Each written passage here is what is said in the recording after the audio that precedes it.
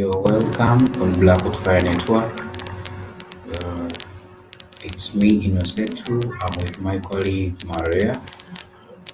Uh, First of all, I will start by apologizing for not being here in time because of some stuffs, electricity stuffs that have made us come too late today. But we always hope to be here in time, but we are sorry for that.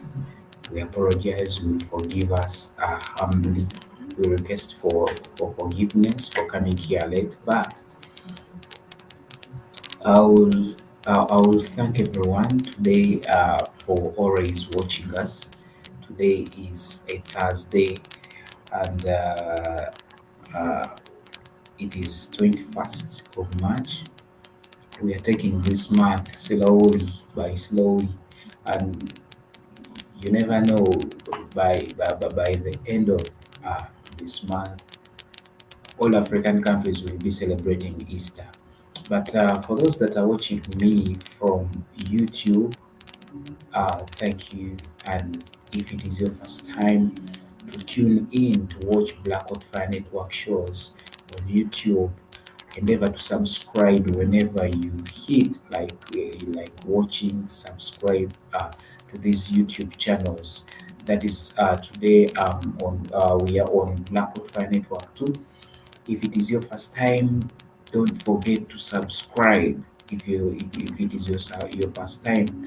And for those that watch us from Facebook, Black Fire Radio Station, endeavor to like and follow things, content that is related to Black Fire Network and Black people. For those that always watch us from Twitter, do the same. Follow, like because we produce every day content that is related to African issues that are concerned about African people. Today's topic is a bit interesting today. It is interesting because this is something every household in Africa that has. If at all you're not categorized under a tribe in Africa, at least you can't skip out, you can't escape the religion part of it. So tribalism and ethnicity, tribalism and religion, they are these are major problems that are eating up African communities and, of course, the continent. If at all we look into the 54 countries that make up Africa, all these countries they are affected by this vice of religion, ethnicity, and tribalism. Every household, someone will tell you, a Muslim, I'm a Catholic. By the way, there is a place that is near our studio here. It is a Baha'i temple. There is a Baha'i temple that it is near our studio here in Uganda. So you can't fight like you can't we can't escape this. You can't escape this because whenever you turn around your eyes, you look at a mosque, you look at a church, you look at temples. So there are religions within African communities and there tribalism. There is tribalism that tribal people are categorized according to tribal to tribes in African countries. That's why we can't skip out this. Ethnicity, as ethnicity for it refers to a group of people bonded by common culture, ancestral, or linguistic traits, like speaking the same language. The language, they behave the same way. For instance, the Akani group in Ghana and the Yoruba in Nigeria are examples of ethnic communities in Africa. So the ambiguity, we know that the term ethnicity is both descriptive, and evaluative, normative. So it has transcended the realm of social science and entered practical political discourse. So we know that the use of ethnicity can be problematic due to its historical connotation. So we see that tribalism gained prominence. Like, I don't know why African people, we are always blind on things that we would have put first. Like, we always blind on things that require too much attention in Africa. We think that the thing of tribalism, it is our ancestral thing. I don't know why we have this kind of mindset within Africans, and actually people will be proud to be like, for me, I'm of this tribe. People are proud to be called tribes. What for them, they belong to certain tribes, but tribalism gained prominence during British social anthropologists in 1950s and 60s. So, particularly in the context of labor migration and urbanization, this is where we see tribalism coming out from the British people. So, this is a foreign thing that they dropped into African communities so that people can't unite for a cause, so that people like can identify themselves at different junctures. So we see that over time,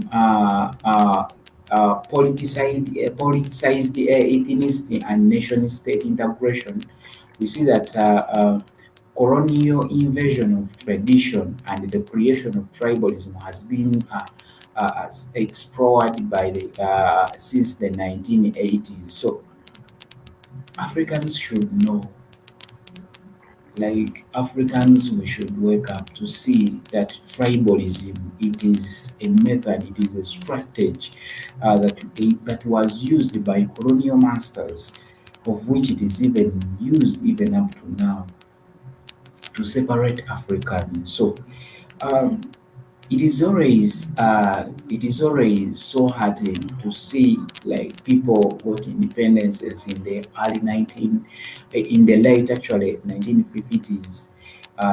People started getting independence. African countries started getting independences in different African countries, getting out of these colonial masters.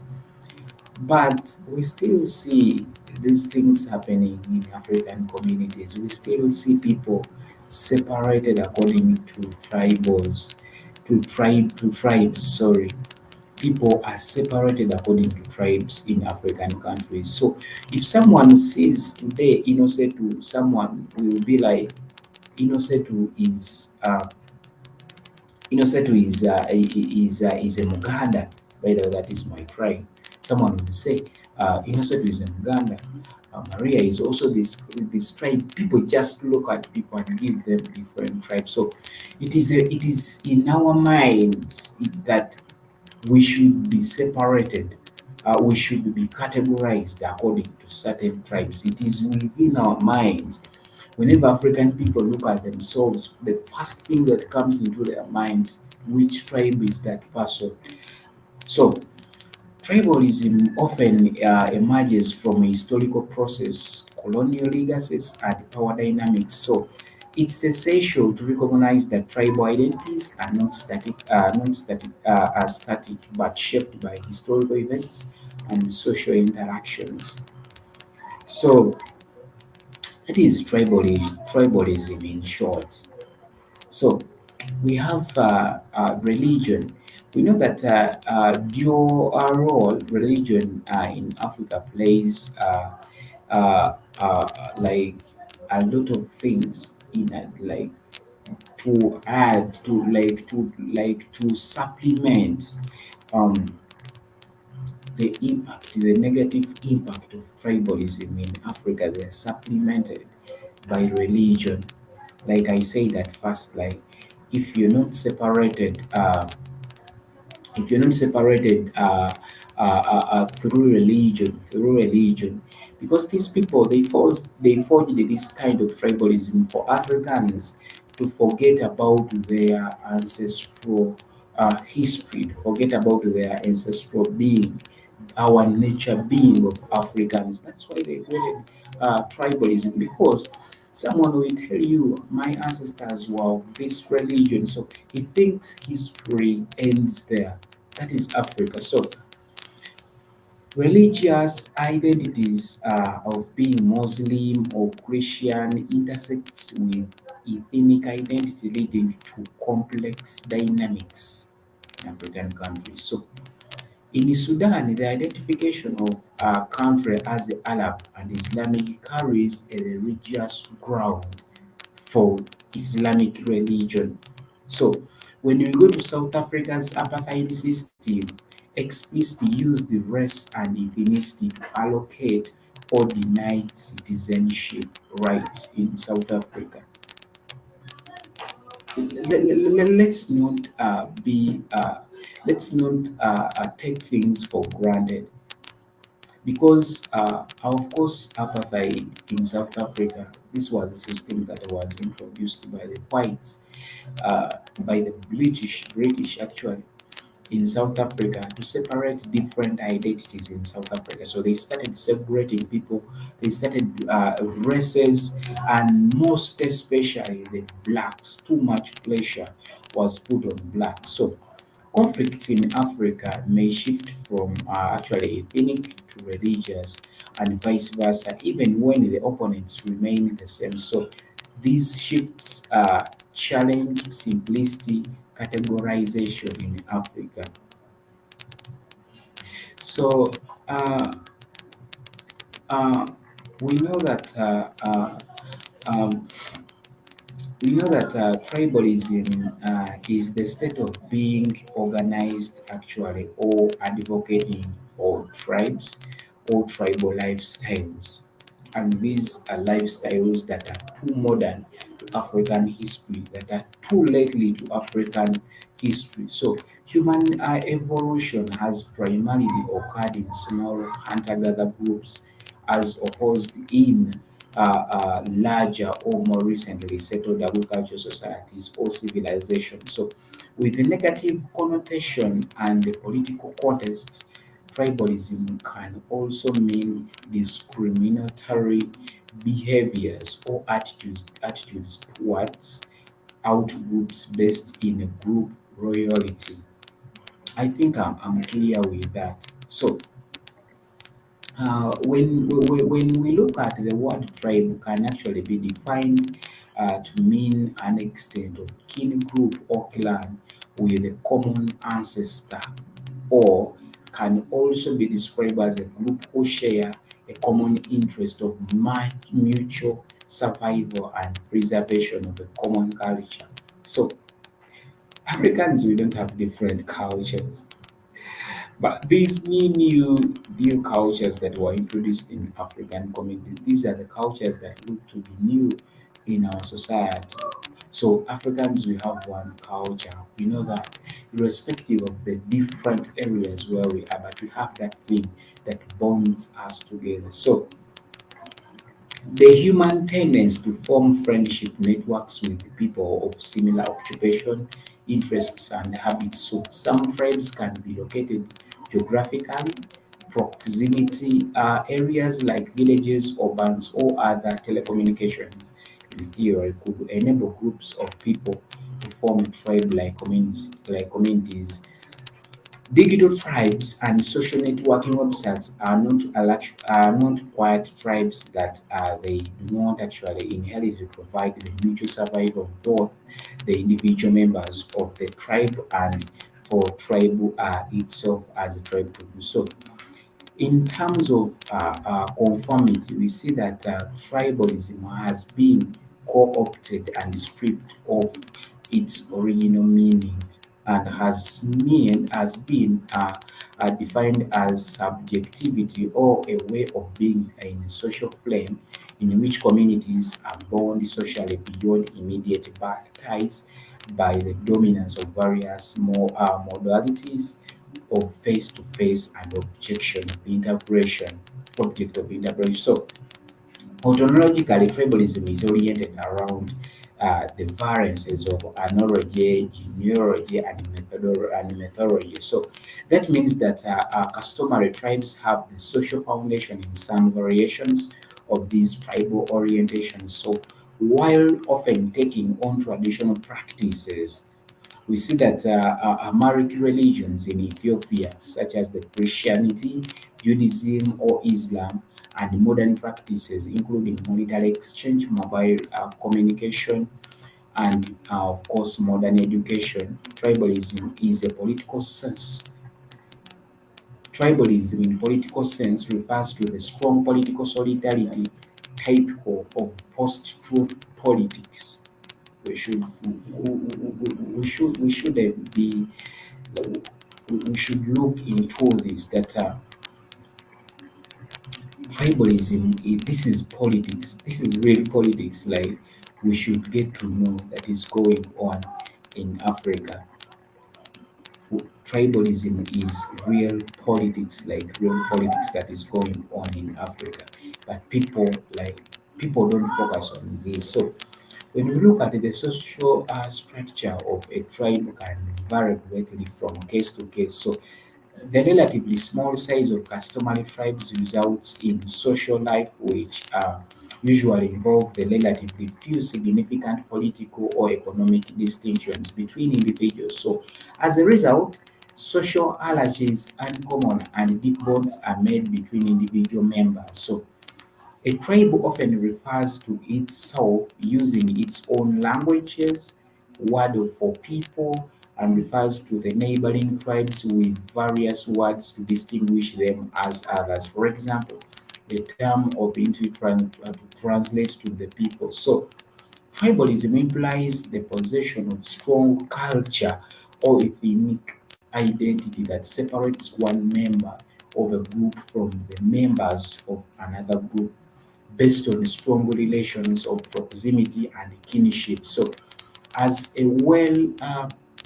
as well as relations based on the mutual survival of both the individual members of the tribe and for the tribe itself. So, members of the tribe tend to possess a strong feeling of identity, objectivity, uh, for a customary tribal society to form their needs to be ongoing customary organization, inquiry, and exchange. However, intense feelings of the common identity can lead to people to feel tribally connected. So the distinction between these two are we see that objective and subjective is an important one because with the tribal societies have been pushed to the edges of the Western world. Tribalism, by the second part, we see that it is actually we see that it is postulated that the human brain is a hardwired towards tribalism, but that claim is usually linked to equating original questions of sociality with the tribalism. So we see that uh, uh, we see that tribes normally go in for warfares. When we see wild fighting typically and certainly occurs among the horticultural tribes, an open question remains whether such warfare is typical feature of hunter-gatherer life or is anomaly found only in certain circumstances such as the scarce resources or only among food producing. So tribes use form of subsistence such as horticulture and foraging that cannot yield the same number of absolute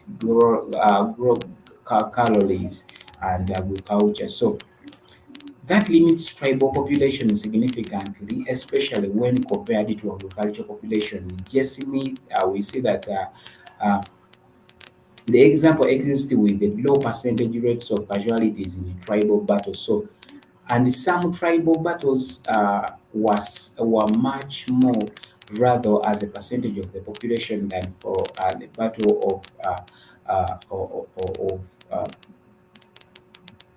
of Gettysburg. So we see that all the evidence consistently indicates that primitive battles are, of course, proportionality less rather than civilized ones. So we don't look at tribes in Africa like uh, something which is something which is not serious. We have seen a lot of tribal wars in African countries. A lot of African countries have experienced tribal wars. But the question still remains within our minds: who created tribes in African countries? Who created the tribes? When we look at tribal wars, we see that in Africa,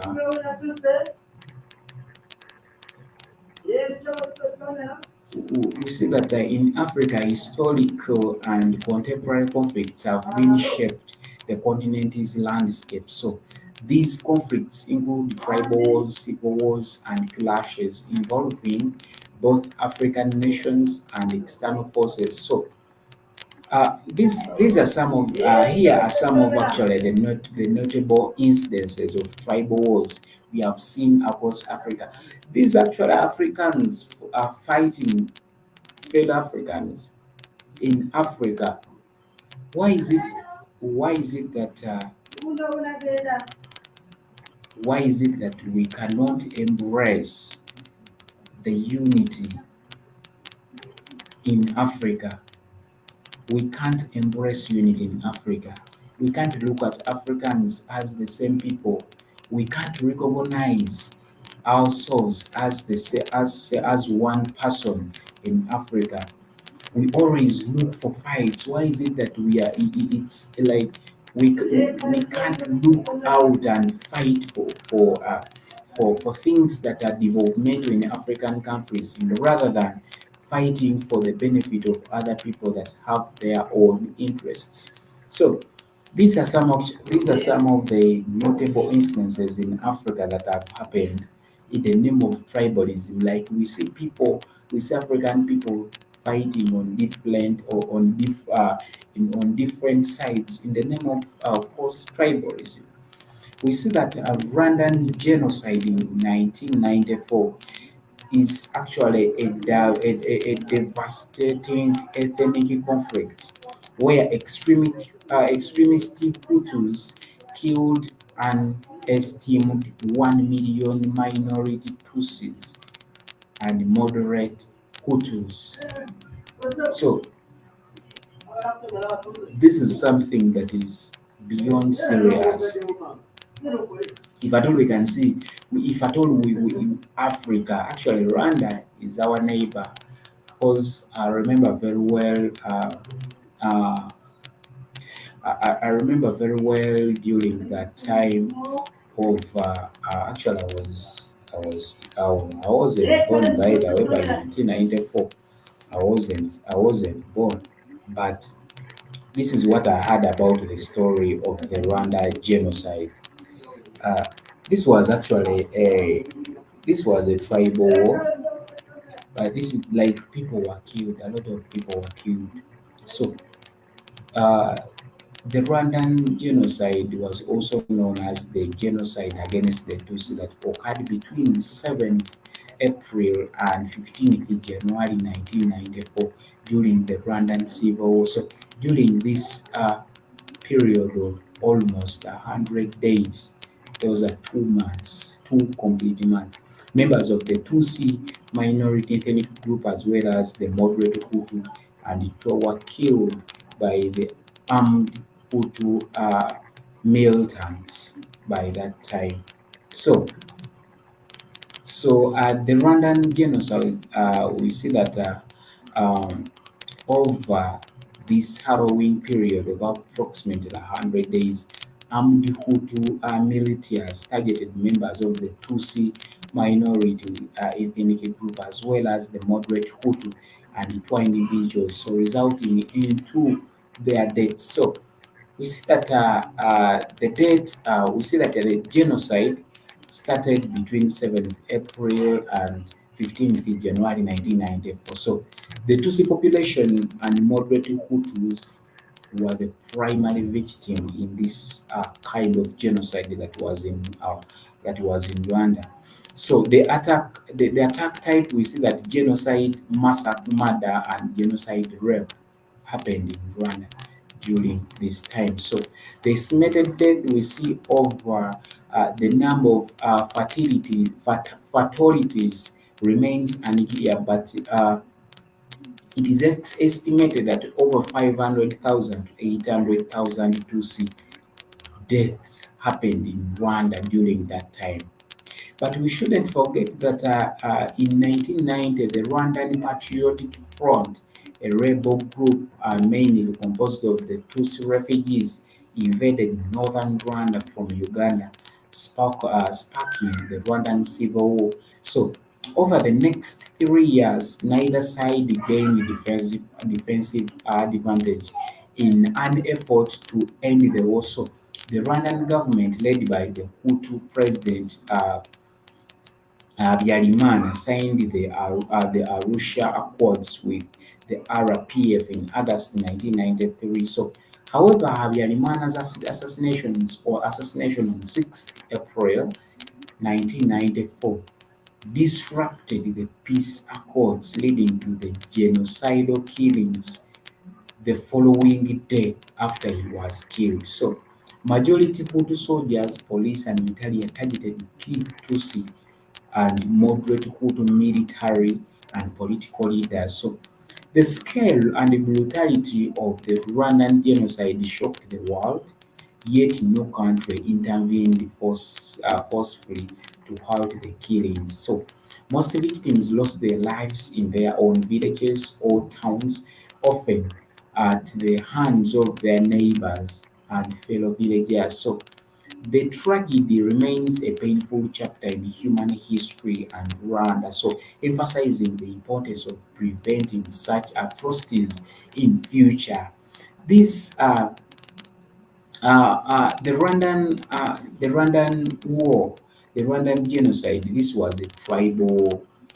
No, this was a tribal war. So we know that a conflict between Rwanda Patriotic Front and the Rwandan government forces, which eventually led to the genocide. So this was too much into a Rwandan war. So there are a lot of other tribal wars that have been going on within Africa. We can't forget about the Burundi Civil War. That the Burundi Civil War the Burundi Civil War. This is also another example of actually a tribal war in Africa, the Burundi Civil War. So we see that the Burundi Civil War are part of the spillover of the Rwandan genocide and Second Congo War. People fleeing during 1993 Burundian genocide that marked the Civil War start in date of October 1993 to 15th May of 2005. We see that in these 11 6 months, 3 weeks and 3 days, uh, we see that which we see that which spanned from we see that the conflict in Burundi it emerged from deep-rooted tribal divisions between the Hutu and the Tutsi tribal groups. So we see that before European colonial rule, Burundi was governed by the Tutsi monarchy, similar to its neighbors in Rwanda before before the Europeans came to Africa. So the Belgians perpetuated the dominance of the Tutsi minority over the tribe of Hutu majority. So Burundi gained independence in 1962, breaking away from colonial federation with Rwanda. So the country's first multi-party national elections were held in June 1993. So on October 21st, 1993, the civil war erupted following the first multi-party election. So the conflict formally ended with the swearing in of the President Pierre Nkurunziza in August 2005. So an estimated number of people lost their lives in Burundi. Over 300 people were killed uh, on the basis of tribes in Burundi. So we see children were widely used by both sides in the war. Um, there is a way Africans fight wars. They use kids, they use children in wars to fight. They arm children to fight. Why is it that we are the same people in Africa fighting our own souls? So Burundi Armed Forces and the Guardian of the Peace, supported by Rwanda, Hutu rebels Hutu rebels, the Florina Hutu militaries as young gangs. We see various Burundian factions. So the Arusha Accords led to the peace agreements and political reforms. Despite this sporadic violence, continued and unresolved issues from the Civil War contributed to a new unrest from 2015 to 2018. So the Burundian Civil War remains a tragic chapter also in the nation's history, in Burundian history, that marked by the immense loss and suffering of people. This is also a war that actually was is also linked to be a tribal war in Burundi. So there are also other wars that have been going on in Africa that are tribal based. We all we have ever heard about the Mau Mau uprising in Kenya, but uh, have you ever taken time like to look into this Mau Mau conflict in Kenya? So rebellion against the British colonial rule in Kenya, led by the Kikuyu ethnic group, we see that we see that we see that the Kenya emergence and the Mau Mau revolt was a war in the British Kenya colony between 1920, sorry, and 1963. So between the Kenya and of course the Kenya land and the Freedom Army, also known as the Mau Mau, the British authorities, we know that dominated by the Kikuyu, Meru, and Embo fighters, and the M fighters. So the KRFA, or the Mau Mau, also comprised of the units of the Kamba and the Masai who fought against the European colonialists in Kenya. So the British Army and the local Kenya regiments, British colonials, local auxiliary military, and pro-British Kikuyu. The capture of the Labour leader, Field Marshal Dedan Kamathi, on October 21st, 1956, signaled the defeat of the Mau Mau and actually essentially ended the British military campaign. However, the rebellion survived until after Kenya's independence from the Britain. So driven mainly by the Meru units led by the Field Marshal Musa and General Biamunji. So one of the last Mau leaders was killed shortly after Kenya attained self-rule. Why? This is a tribal war. This was a tribal conflict. Besides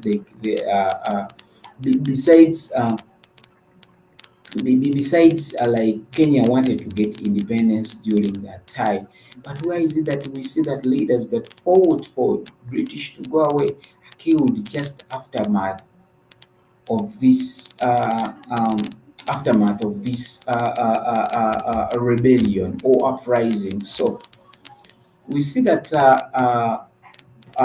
like I said, Mau Mau leaders was killed shortly after they attained self-rule. So the KLFA failed to capture widespread public support. So the uprising created a rift between the European colonial community in Kenya and the metropole, as well as violent divisions within the Kikuyu community. Much of the struggle tore through the African communities themselves in Kenya, and the internecine war waged between the rebels and royalists. So Africans who took the side of the government and opposed the Mau Mau, suppressing the Mau Mau uprising in the Kenyan colony cost the Britain euro cost 55 million and caused at least 11,000 deaths in Kenya among the Mau Mau and other forces. So with some estimates are considerably higher. This includes the 1,090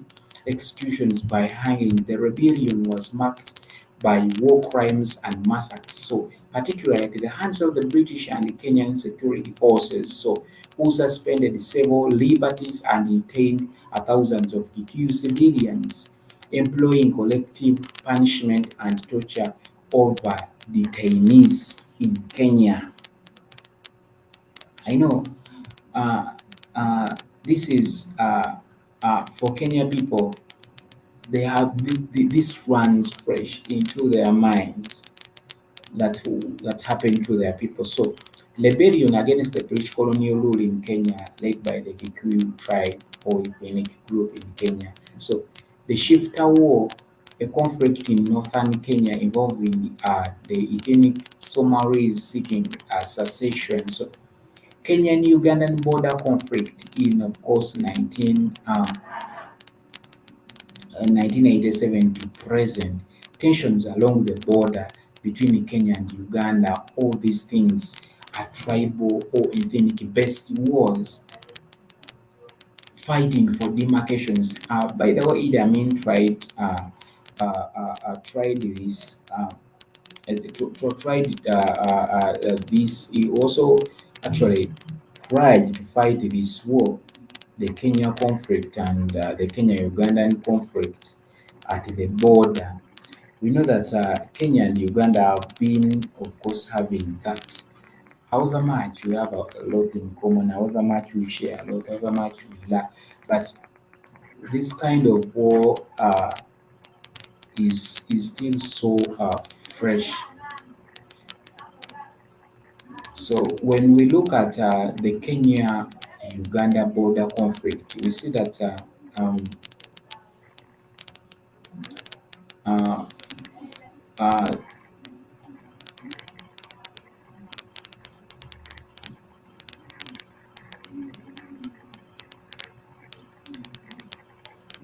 when you look at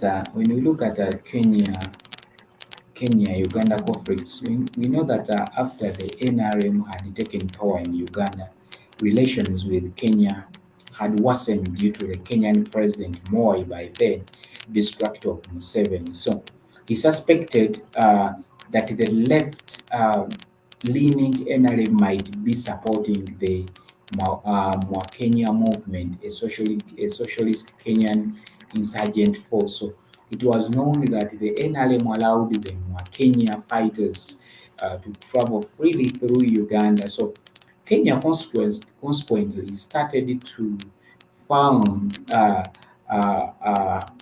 and like to fund and of course the UPA insurgents. So in October 1987, tensions escalated into a firefight between the NRA and Kenyan army. So at the border town in, of course, Busia. Busia, that is a town where Kenya and Uganda, of course, share. In response, so Museveni publicly accused Kenya of supporting the anti-NRM rebels. So he deployed troops to the border officially to stop guerrillas from crossing into Uganda. So Moi responded by stating that any attempts by NRA to violate the Kenya border would be met with force. So the Kenyan time was regarded as being close to Moi accused the NRM of supporting Kenyan rebels, spying, kidnapping of Kenyans, and cattle rustling. So on 15th December 1987, at least 26 NRA soldiers were killed during the incursion into Kenya, causing the tension to almost escalate into open war, although the situation was diffused as a result of the talks organized by Mengistu Elili Mariam of Ethiopia by then and Ali Hassan Mwinyi of Tanzania. Tensions continued. So the 19th of October movement, the norm, led by Dan Opito, emerged around 1988. In February 1989, the norm began launching attacks into eastern and northern Uganda from Kenya soil. So it crashed with the NRA at Usuku. The group was suspended of links to ex-President Milton Obote. In March 1989, the Ugandan Air Forces bombed the Kenya town of Ojikyo. So although the war was once again avoided, relations between Uganda and Kenya were not normalized until the meeting between Moi and Museveni in August 1990. So these are conflicts, these are ethnic conflicts in Africa that move even up to date.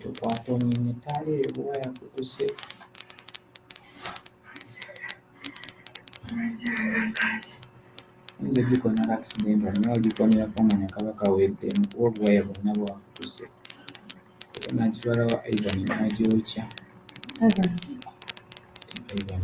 Ivan omukamikono. Gitwalayo ogyokye. Ali agitwalayo ogyokye kuba ngiwone n'ogikonako obukonyi bw'eti neefaako. Ate gwe waki?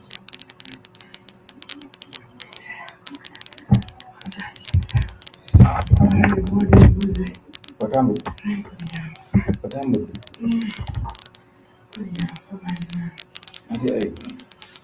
Ate gundi.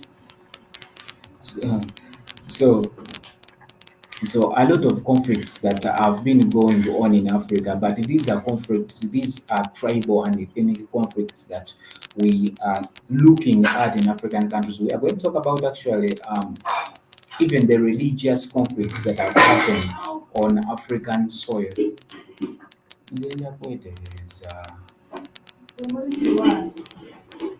Eri mu kaveera?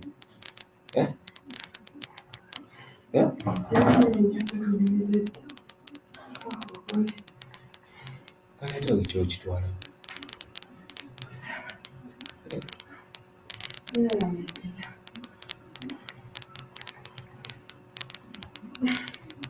Teekako tebakojja tukoleze toyoza kintu kyonna.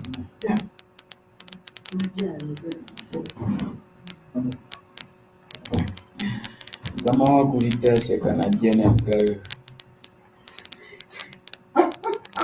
Tewaliwo n'alaba. Mbadde nno nkutte nno ngenda mu ssaawa ne mu ddakiika nga mu ttaano. So there is also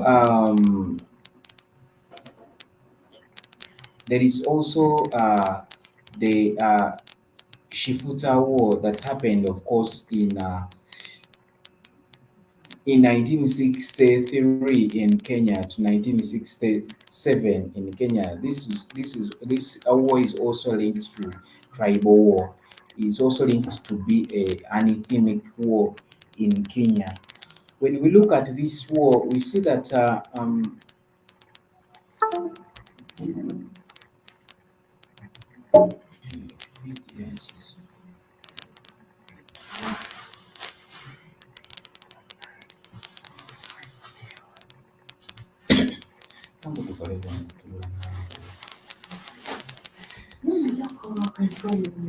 so the Shifta War of the Gulf Daba, this actually started in 1963 to 67, was a secessionist conflict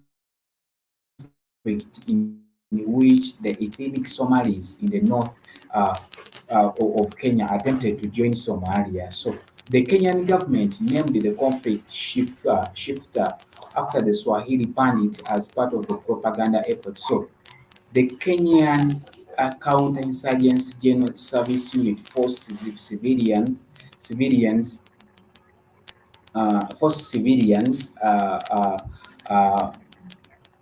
uh, that actually in protected villages or especially in concentration camps, as well as the killing of livestock by the pastoralist Somalis. So they all ended in 1967 when Muhammad Haj Ibrahim, a girl, the Prime Minister of the Somali Republic, signed a ceasefire with Kenya at the Arusha Conference on 23rd October 1967.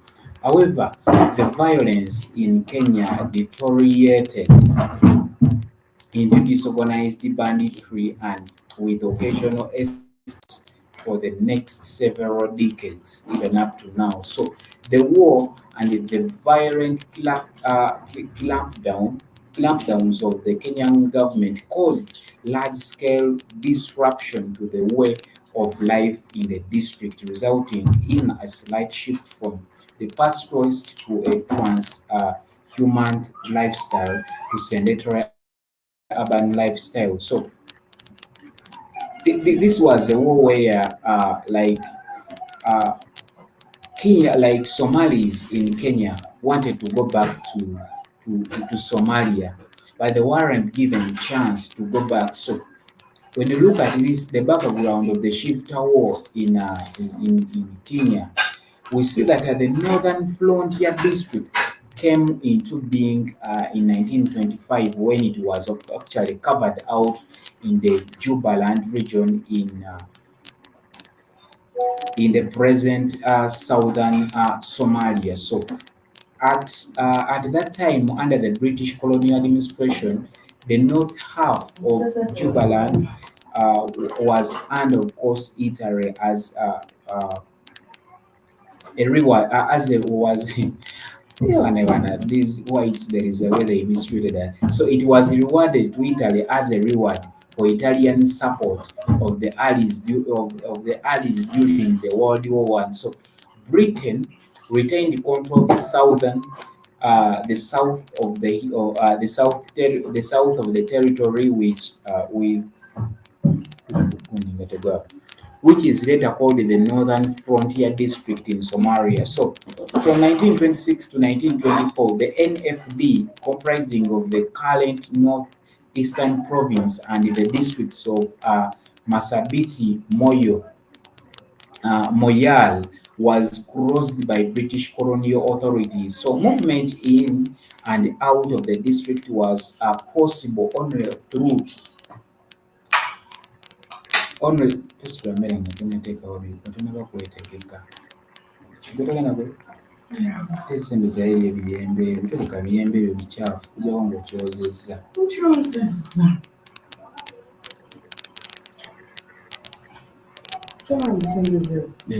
naye nga batebisembeza nga tunakwetegeka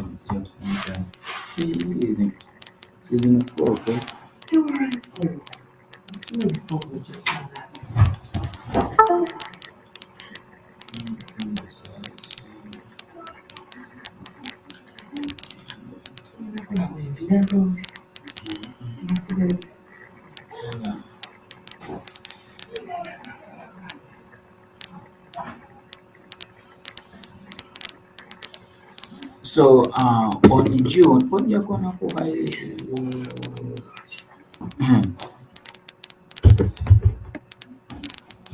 So on June, so on June 1960, 4 days before granting British Somaliland independence, the British government declared that Somali areas should be unified in one administrative region. However, after the dissolution of the former British East Africa, Britain granted an administration of the North Frontier District to Kenya, despite an info that, of course, led into demonstrating the overwhelming desire of the region's population to join the newly formed Somali Republic.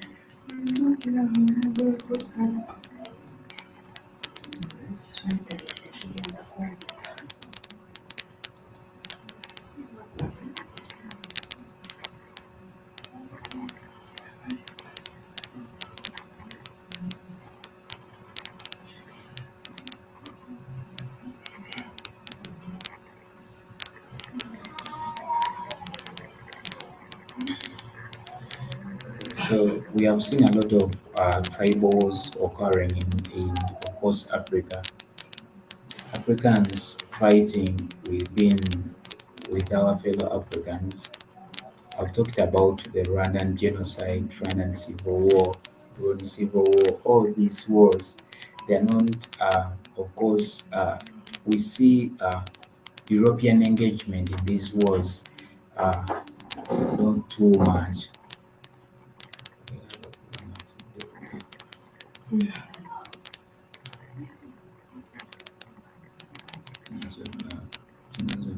Was it linked to culturally and whatever.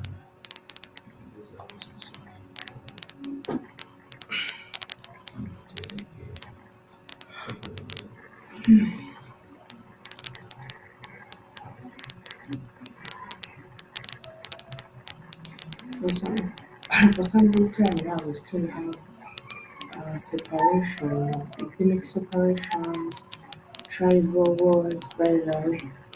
Though they don't appear to be like they were before. They are a little bit exotic nowadays. You no longer see people having pangas and slaughtering each other. When they will choose another one, come on.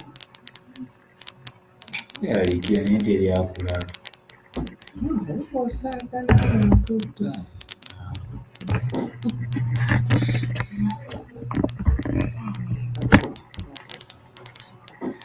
so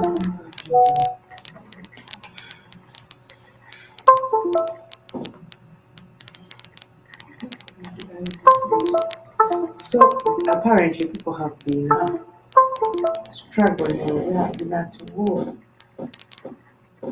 Tribal wars have extended to the political system, mm, and affected the entire social, of course, arrangement of Africa. Unlike before, um, if you look at most of the wars that Africans have been having, actually, there were wars to grab land. Some kingdoms were fighting other kingdoms in order to expand, um, to conquer. So this has been going on, and with the time when Africans started organizing themselves, um, they decided to have amicable relationship at that time, more especially when they realized that there is an enemy more than themselves. And if you look very well, if you go through the history, you realize by the time the Europeans came or the colonizers came to Africa, Africa had started to stabilize. They had started to find ways of how to unite as other kingdoms to overcome, because they realized there is more to fight for than the land. But unfortunately, of course, there are some people who still wanted these wars to go on and on. And this is seen through the people who, of course, were still out. We have not one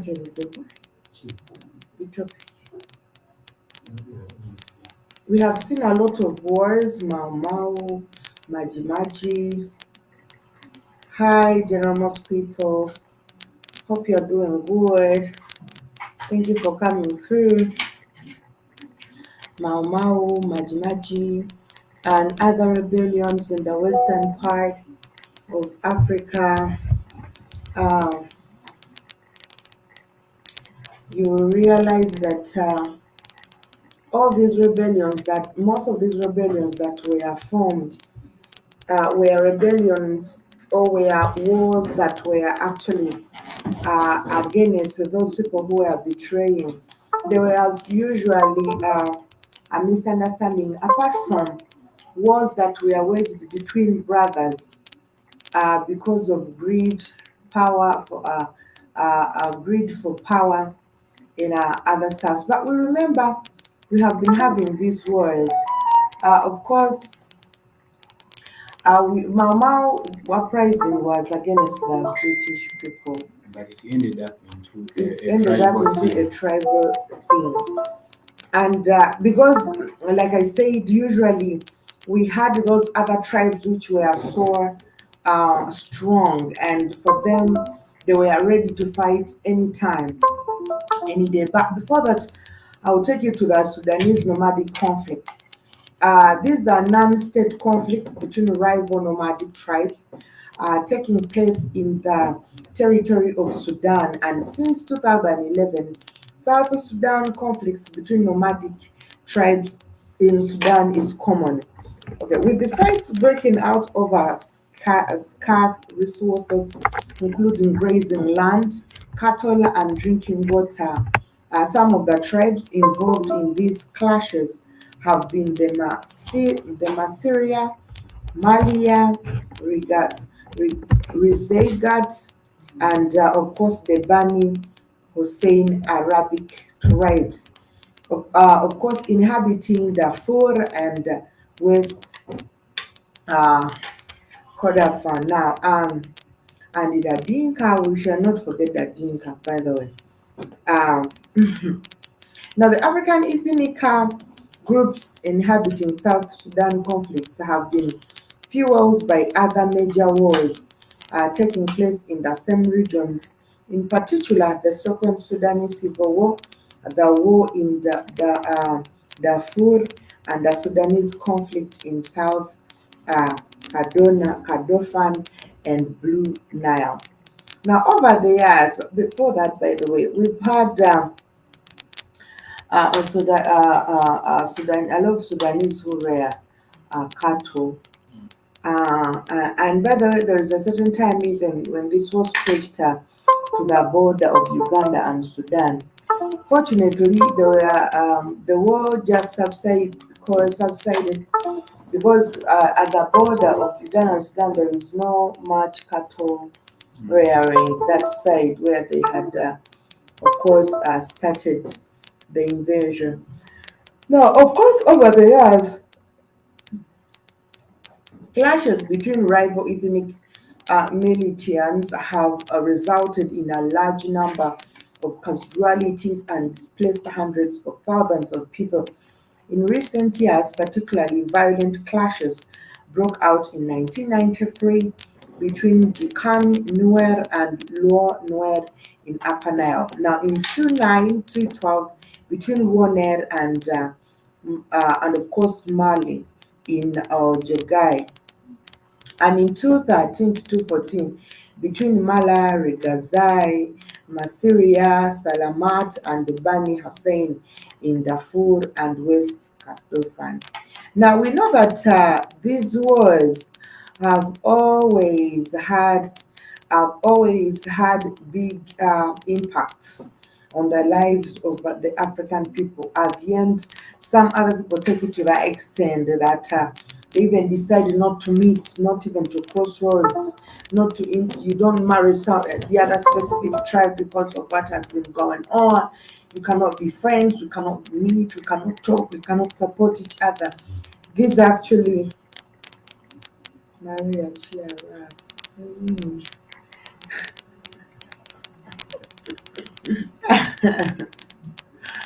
Mhm.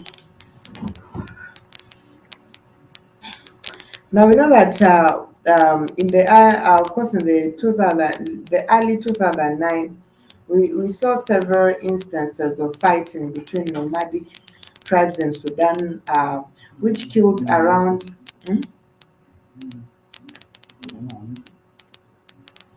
which killed around 900 people, mainly women and children, in the south of the country.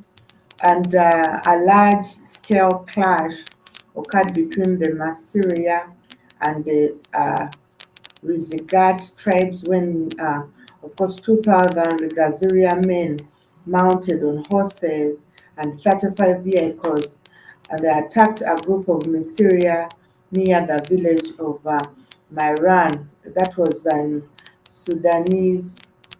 Oh, gosh. Now, the Sudanese police attempted to intervene and establish a buffer zone between the tribes, but as they were doing so, they were attacked by 3,000 Rizagat horsemen. The attack killed 75 police officers, 75 from Rizagat tribe, and between 89 and 109 from the Masseria. Now, these are the police people apparently who were. You can see that at times, yeah, this kind of wars, they take even those who are not involved. When it comes to wars, when it comes to conflicts like this, the innocent also end up dying.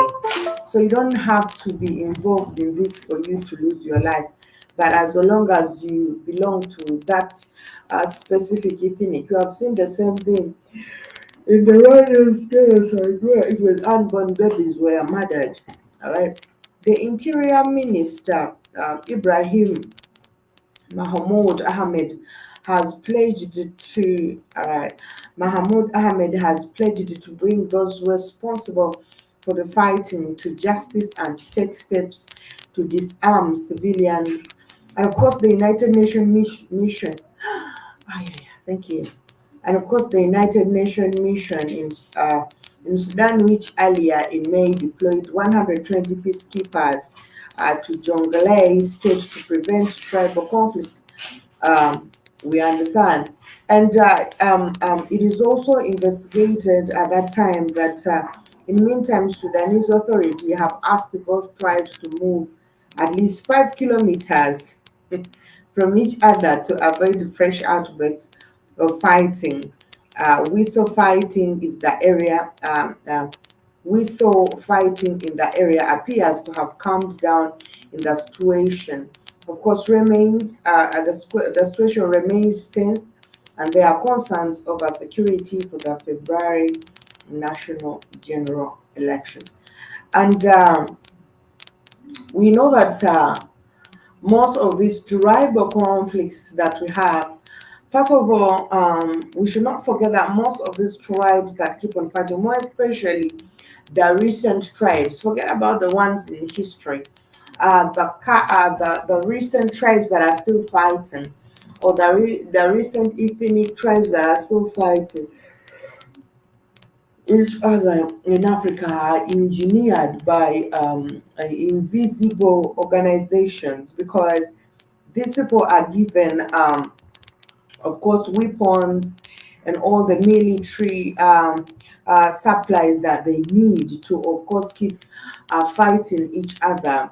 These people seem to be local people, they seem to be ignorant, but when it comes to war, they are very, very, exposed.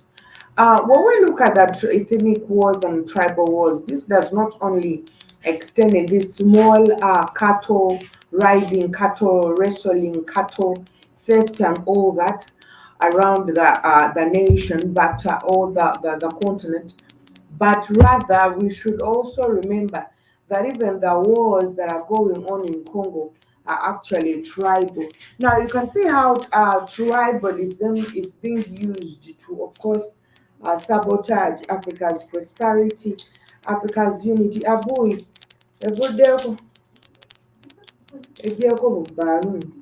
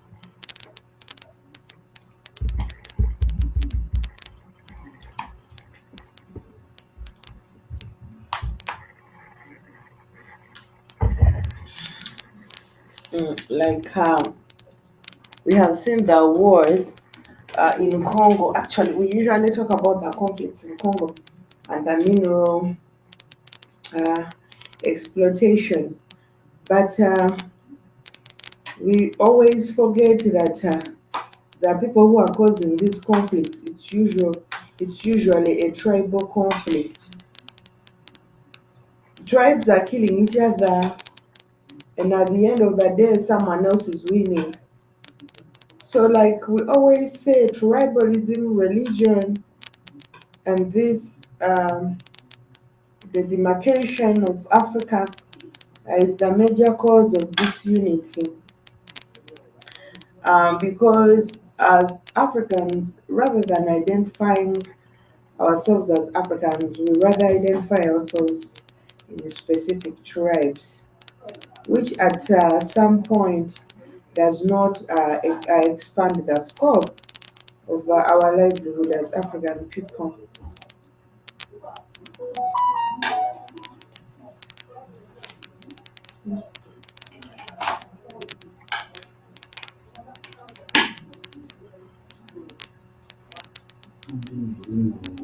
Very serious, Thank you. very eyes, Mm. very eyes, very serious, going. Hold on, never tell me, tell me. Oh my, I'm not sure if I'm not sure that will any sound. student who has sense of security is this.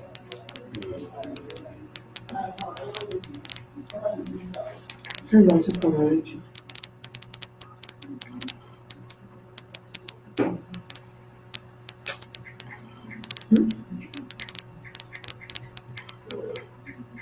I thought I would bring a full laptop.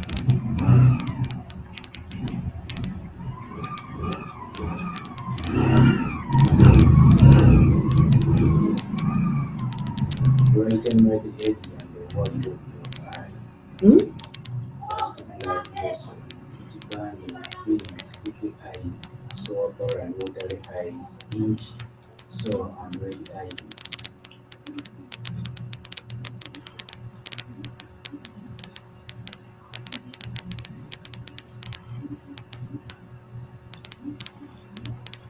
No, when I'm not doing that, I'm not doing that to me. I'm not sure about one of my Nabwo another one away one. Abaana abantu balwadde, abaana baffe tebatambula, abaana basinga bakimugenyi.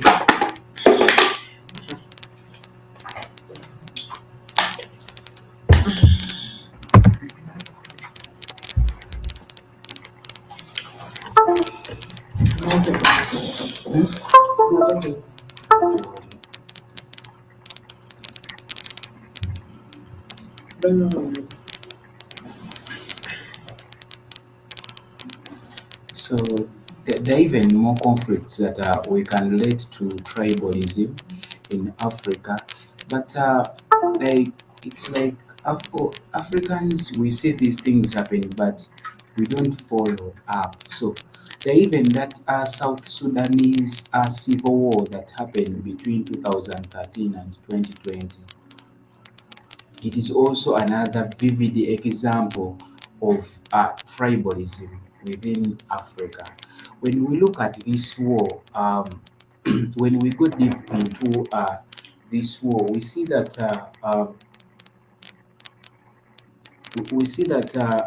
the South Sudan, like South Sudan, because South Sudan got independence in 2006.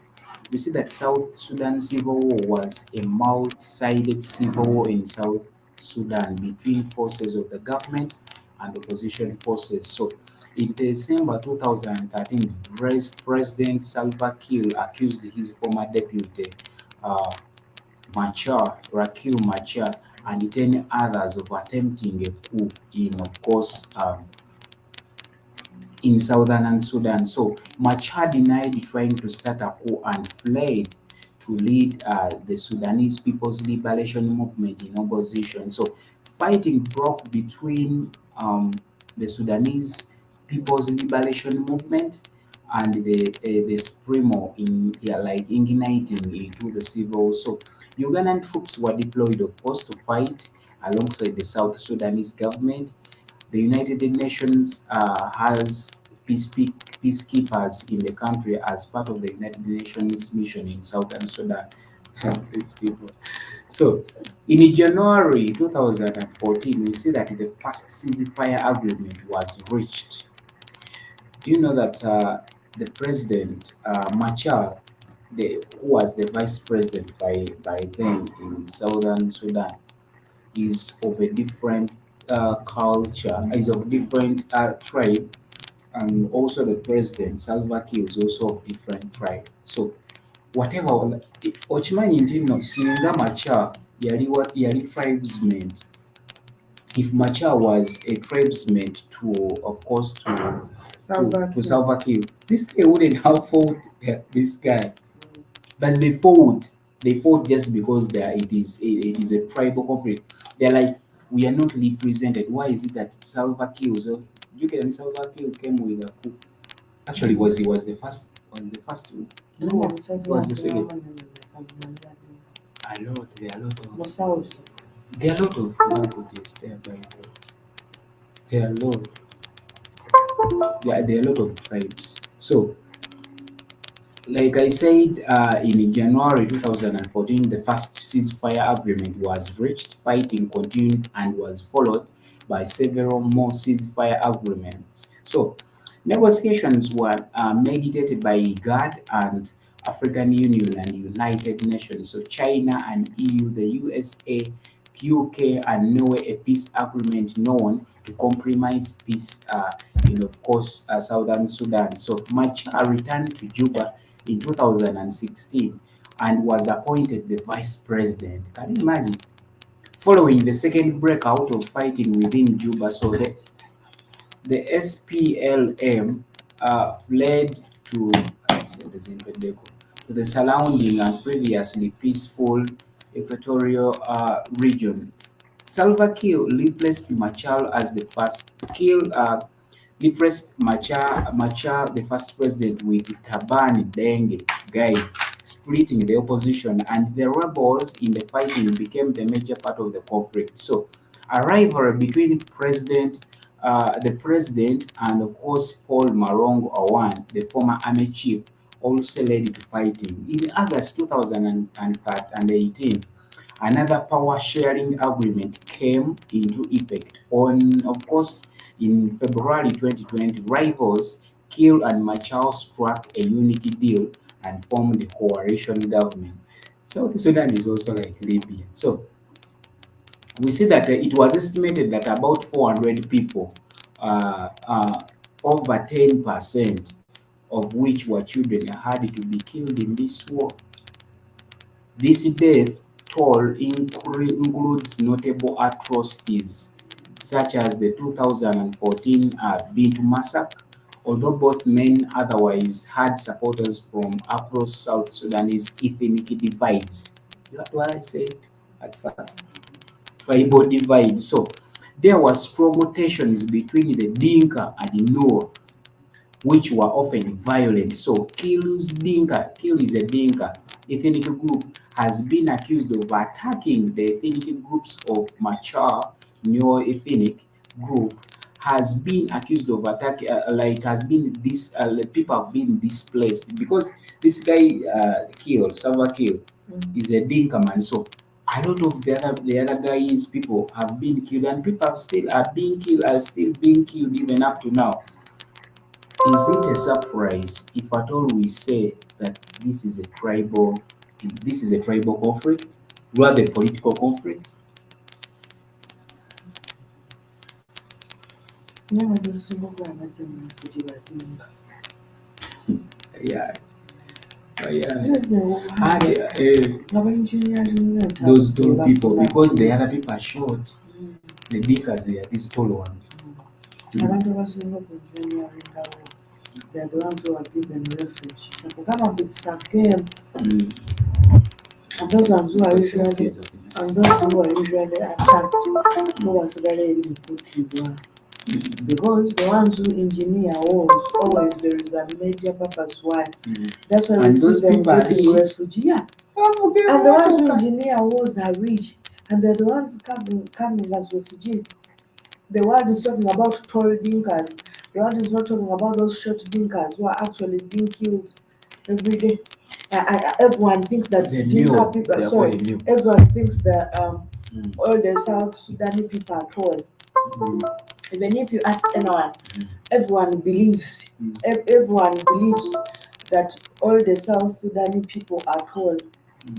So the cameras don't show those other South Sudanese who are actually short.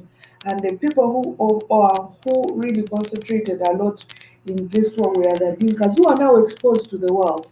They are now living in Canada, the US. They come as refugees, yet they are the ones who started this whole thing. This is why I said most of the people we see as refugees actually, they should, these are the people who have big support. You understand? And these are the people whose families are acting on the command of others. So someone says, if I'm to join the rebellion group, you have to make sure that my family is secure. If I'm to join the rebellion group, if I'm to join your army, if you're to give me guns and I start killing other African people, you have to promise me my parents, everyone that I want lives Africa or leaves what? The country before I, of course, agree to this. Segeda.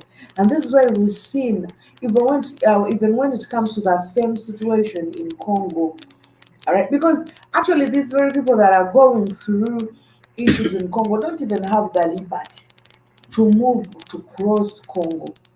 They don't have the privilege, they don't have the means, they don't have the connection.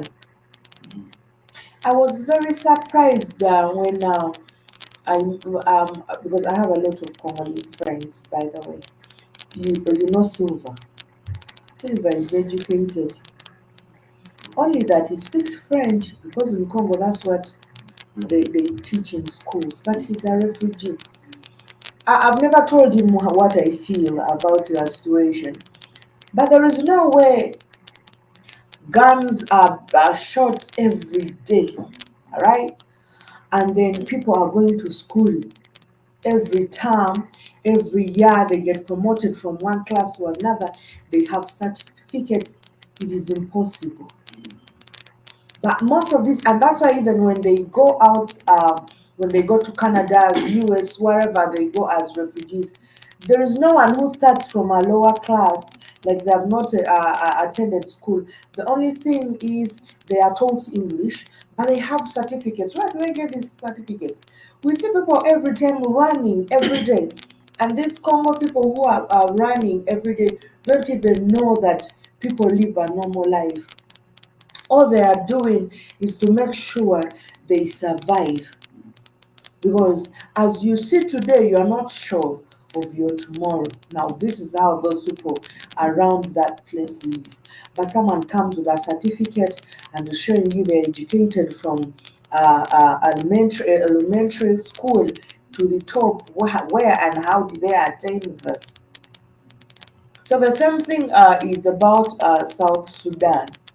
Apparently, everyone thinking that all South Sudanese are tall people to the maximum, but there are people who are short. And these are tribes, except that they are not Dinka people. The Dinkas are tall. And who engineered this war? Who by the way, I grew up thinking that because of the history, and by the way, Dinkas are very rough. It is nowadays that I see them having that, soft kind of relationship. I started with the Dinkas in school. Um, I'm sorry, my tribe, by the way, I don't know if I'm going to sound so tribalistic, but where I come from, we are not very rough people. Mm. Balanda, Zande. Azande, whatever. Where I come from, we are not rough people. I remember one time, Innocent was saying that I don't really understand your tribe because when you are quarreling, you don't seem like you are quarreling. When do you people quarrel? So Innocent was telling me that because in my tribe, even when someone is angry, they still talk differently. You will never understand that someone is pissed off or they are angry at you or stuff like that. So we had Dinkas brought to our schools, and I saw a very barbaric thing that I've never seen before. There were girls, we were in a hostel, we were in high school. They were so tall. Sorry? Okay, Williams, what's up, people? Hey, Kel Williams, thank you for coming through. What are you guys doing on this time? My day is over. I'm on my way home. And to answer your question, Africa will never move forward with the tribalism. That's a comment from Kel Williams. Yeah, Kel Williams, thank you for that comment. Our electricity came back a little bit late, so we had to come. Uh, of course, so that's why we're here at this time. Usually, like at this time, we are trying to, of course, say bye to you guys. But the good thing we are here. Thank you so much for still dropping by, even when you're on your way home. All right. So I was telling you about this Dinka. Um, from no, I think they had issues because I wasn't understanding their language, so I can't say what happened. But they started fighting. I've never seen.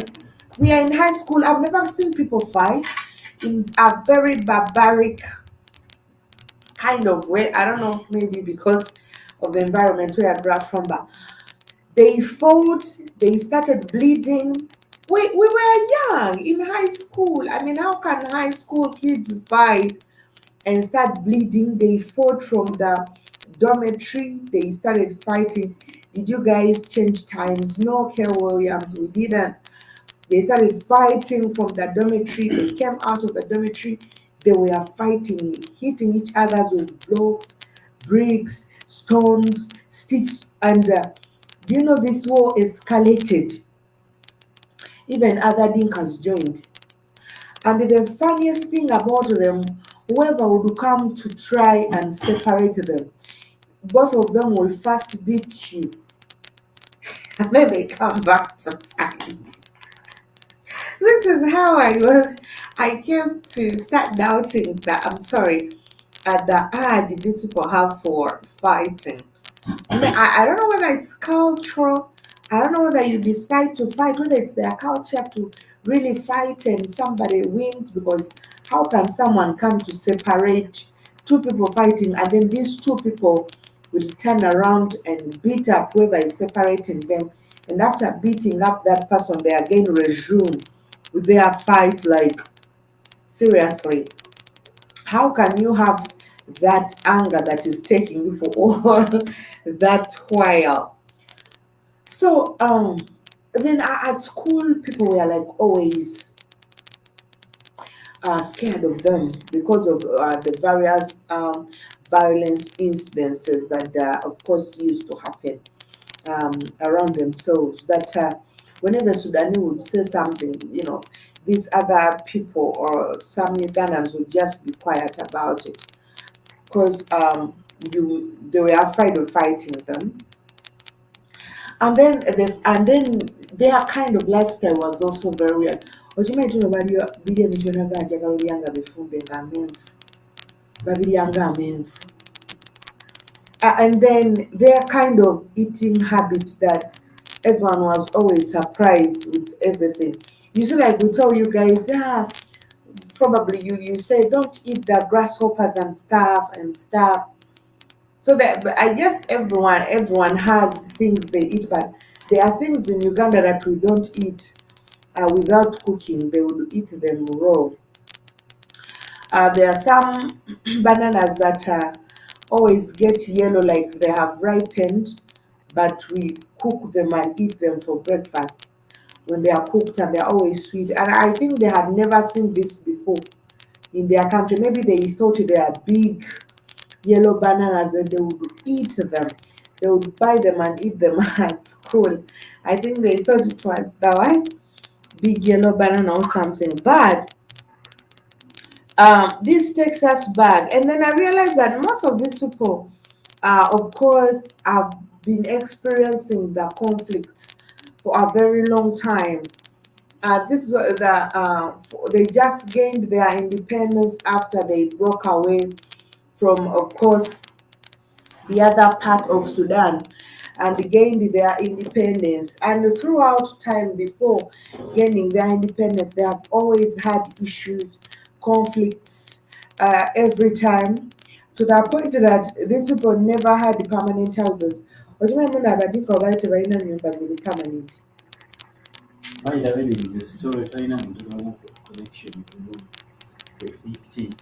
is a story. Want that right now.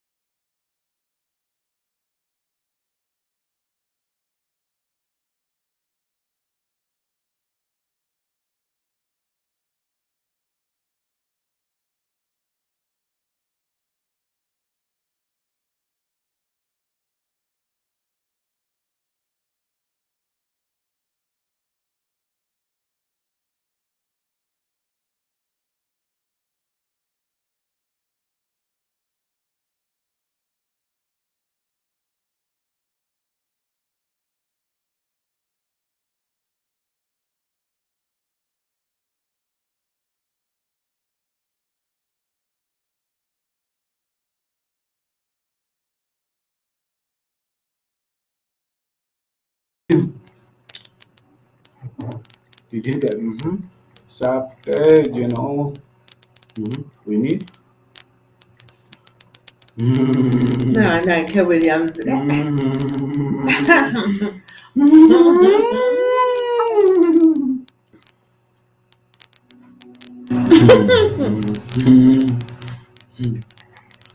Where did you see her? Man said that Monday was I never born in zina siranyi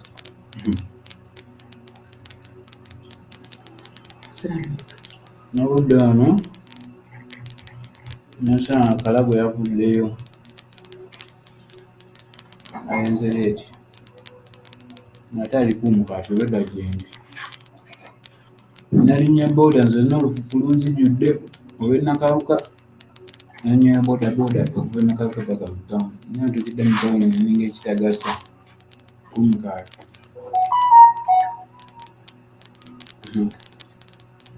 transport anzigulako definitely asinziramu kimutwala mulekegeminyumuluezi I've just realized wano nti obuyinza buto butumanyi gyeyedde ezirako enkejjo wali nga kumuzikiti oda akomezza ye yabisa omupiira aliro okakasa ekipala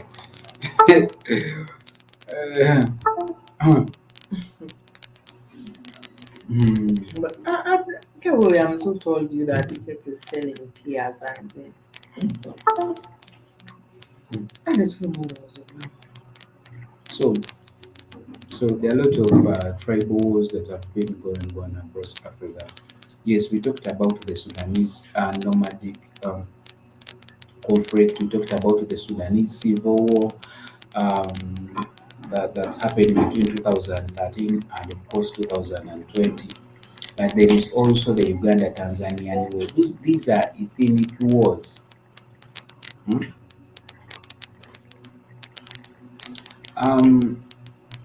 The Uganda-Tanzanian war, known in Tanzania as we know that place in the Kagera place, the Kagera War.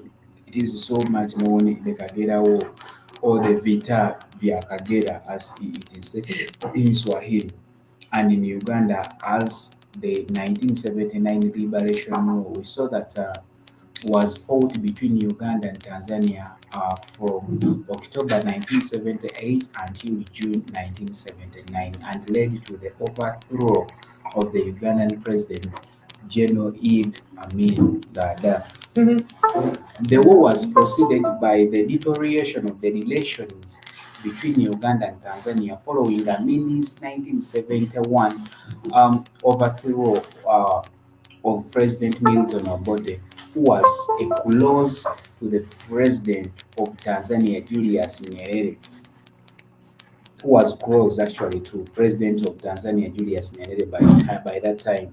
So over the following years, Amin's regime was established destabilized by the violent protests, economic problems, and dissatisfactions in the Ugandan army. The circumstances surrounding the outbreak of the war are not clear, and differing accounts of the same event exist. In October 1978, Ugandan forces began making incursions into Tanzania. Later that month, the Uganda Army launched an invasion, looting property and killing civilians. Ugandan official media declared the annexation of the Kagera region on November that year. So Nyerere declared the war on Uganda and mobilized the Tanzania People Defense Forces. These are these people. They have the same names like the forces, Tanzania People Defense Forces, to retake the salient. Nyerere also mobilized the Ugandan rebel Royal to Obote and Yoweri Museveni to weaken Amin's regime. After Amin failed to renounce his claim to Kagera and the Organization of African Unity failed to condemn the Ugandan invasion, the Tanzania People Defense Forces occupied the towns of Masaka, where I come from, and Imbara in southern Uganda. So while the Tanzania People Defense Forces prepared to clear the way to Kampala, the Ugandan capital, like Muammar Gaddafi, the leader of Libya and an ally to Amin, dispatched several thousand troops to Uganda to assist the Ugandan army. The Palestinian Liberation Organization also sent a number of guerrillas to aid Amin. In March, the largest battle of the war occurred when the Tanzanians and Ugandan rebels defeated the combined Ugandan, Libyan, Palestinian force at Lukaya. This is where Amin was defeated.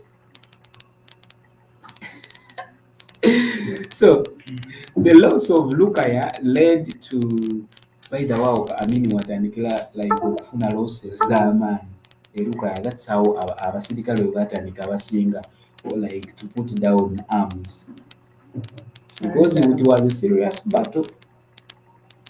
And by the way, when we go back to Masaka, I will show you those buildings that even up to now that have not been uh, they have not been reconstructed. Where the others were. Yeah, I'll show you those buildings. And by the way, whenever these Tanzanians were fighting, they were targeting like good houses by then, mansions. They had a feeling that people who slept in mansions by then they were meanest people. Storage in So the loss of the given time to organize their own government to succeed Amin, we see that Nyerere believed that Ugandan rebels should be given time to organize their own government to succeed Amin. So he sponsored the conference of rebels and exiles in March later that month, where the Ugandan National Liberation Front was founded. Libya ended its intervention in the early April and its troops left the country. On 10th April, a combined Tanzanian People Defense Forces with UNLF force attacked Kampala. So and secured the following day. Amin fled into exile and the UNLF government was established. In the following months, the Tanzanian People Defense Forces occupied Uganda, facing only the scattered resistance. It secured the Uganda-Sudan border in June, bringing the war to an end. So the war severely harmed the Tanzania. Baba Mufulumia. Hmm? And but they, have to fight like and like stretching to borders. They fight stretching borders. I mean, they had to come east. They had to cut the area with cap. Naingira mu Sudan, nagenda Saudi. So the war severely harmed Tanzania fragile economy and inflicted long-lasting damage to Kagera. It also had severe economic consequences in Uganda and brought about a wave of crime and political violence as the UNLF government struggled to maintain order, political disagreements, and of course the persistence of the remnants of the Ugandan army in the border regions ultimately led to the outbreak of the Uganda Bush War in 1980.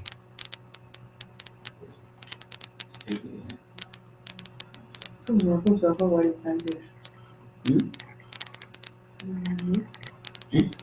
The Palestine divided 4,500 troops. The Ugandans divided 20,000 troops.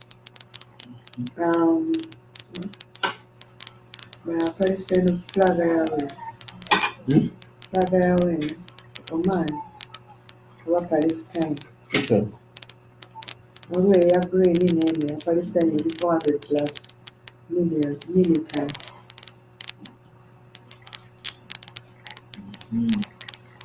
Maria, it is a good idea. Come up with I wanna help her out.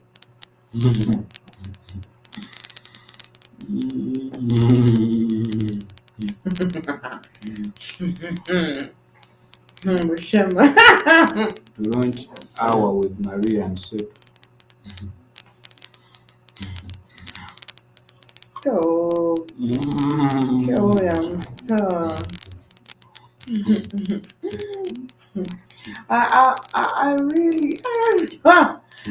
By the way, I don't know why. This is just not funny. Ken Williams, I don't know what you know, but I really don't know what happened between Katie and the rest of. I'm not even in Kenya, so I don't know what is going on with her. So I don't want you. I'm laughing, but I really don't know. Okay,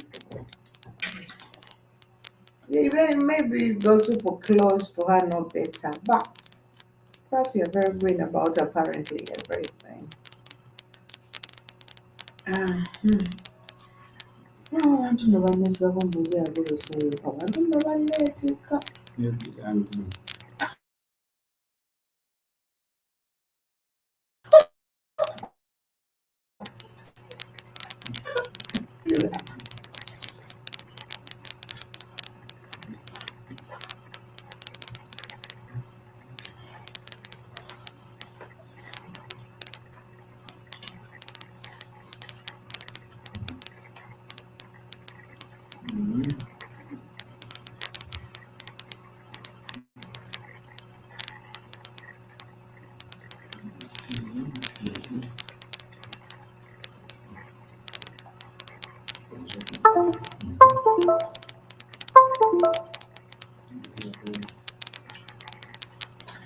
And then we should also, of course, discuss about the Central African Republic civil war, which has been ongoing conflict in the Central African Republic since December 2012.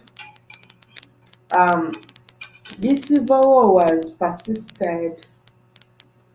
This civil war has persisted for 11 years, 3 months, and 1 week. And of course, it is involved between the governments, By the that the way, Central African government, rebels, the Seleka coalition or a rebel group, and the anti-Balaka militants, the armed group opposing the Seleka. The Seleka rebel coalition took power from then President Fra- Francois Bozize, the leader of Seleka, and Michel Djotodia became a president. Now, the president Djotodia later abolished Selekata, leading to low-level fighting between ex-Seleketa factions and anti-Balaka militants. And now these are two armed groups that are fighting. Of course, one of them is the major group that is fighting against the Central African Republic. But also, there is the amid that international pressure, President Joe Todia resigned and an interim government was formed. Now, elections were conducted, that is in 2016, with Faustin Archange Touadera becoming the president. Now, the conflict resulted in a de facto split between ex-Seleketa factions controlling the north and the east, and the anti-Balaka controlling the south and the west. A Seleketa faction even declared the Republic of Logon. So this is a little bit similar to like that situation in Cameroon, where there is what they call the Amazonia, and then these other, they are Cameroon. And in Cameroon, usually the issue is about the English-speaking people and the French. And remember, they're in the same country. So those who are speaking French and the ones speaking English, though living in the same country, they feel like they should be different. Not about their language. peace, people. Have a great day. But Maria, I wish I was your neighbor. I would just come to your house to eat. This is the fruit. We are allowed to eat fruits anytime. General Mosquito, you only see me 3 hours in a day, and you assume there is always food in my house. When I'm sitting here, this is the only time I have. to eat, by the way, because it's always a busy day. Nothing else. Nothing else. Territorial changes.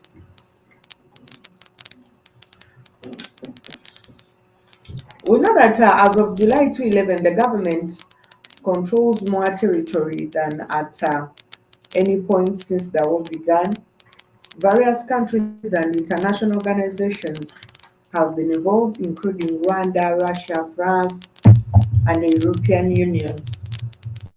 Notably, MINUSCA, known as the United Nations Multidimensional Integrated Stabilization Mission in the Central African Republic, has played a role in peacekeeping efforts. Kati in Central African Republic. Leave alone Rwanda. Recently, I was seeing Chief of Defense Forces from Uganda was signing an agreement with of course, some ministers, foreign ministers, actually the minister in charge of foreign affairs in Central African Republic. That Uganda is of course going to, it's going to like to take troops in Central African Republic to keep peace. Yes, I'm reading about it. News about Uganda General Badi. I'm sorry to mention this guy. He's a general of Ugandan army. He was Mbadi. saying, yeah, it's called General Badi. He was saying it is with Central African Republic foreign minister, so that they are going to, the Ugandan army is going to, so yo Charlie Rwanda.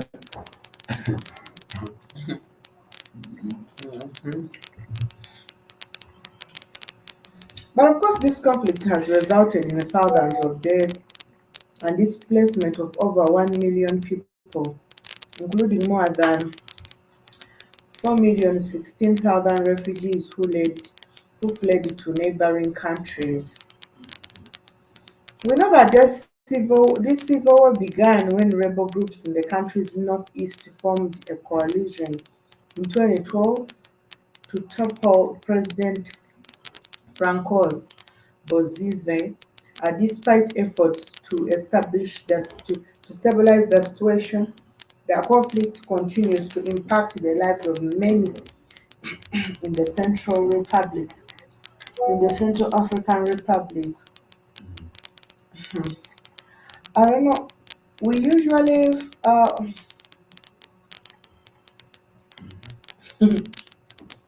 we usually see a lot of conflicts going on, like I said before, and it's just so funny how we concentrate on minor things because having peace within the country is an important thing for everyone. So I think these issues of fighting within tribes is just something that is so selfish because there is no way you can develop when you're fighting every day. There is no way you can achieve even what you want through. Now imagine that war that has spent apparently like 11 years. What have they achieved? But you know, they have lost a lot. And unfortunately, they still want to keep on doing this. You know, I think wars are created by people who are just so greedy. Conflicts are begun by people who are greedy, selfish, and actually people who do not really think about protecting the real thing they pretended that they are fighting for. So a lot of wars have happened in Africa based on, of course, like you said, we can't achieve peace. We can't be united if we are fighting every day. If we are always fighting, if you look at even in Congo right about now, uh, people are fighting based on besides being supported by of course actors outside Africa. A lot of genocide is going on in Congo. A lot of people are being killed just because they belong to different tribes in Congo. Just because just because they are of different ethnic groups in Congo.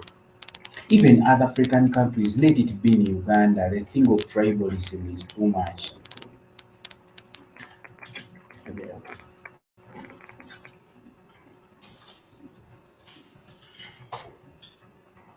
So,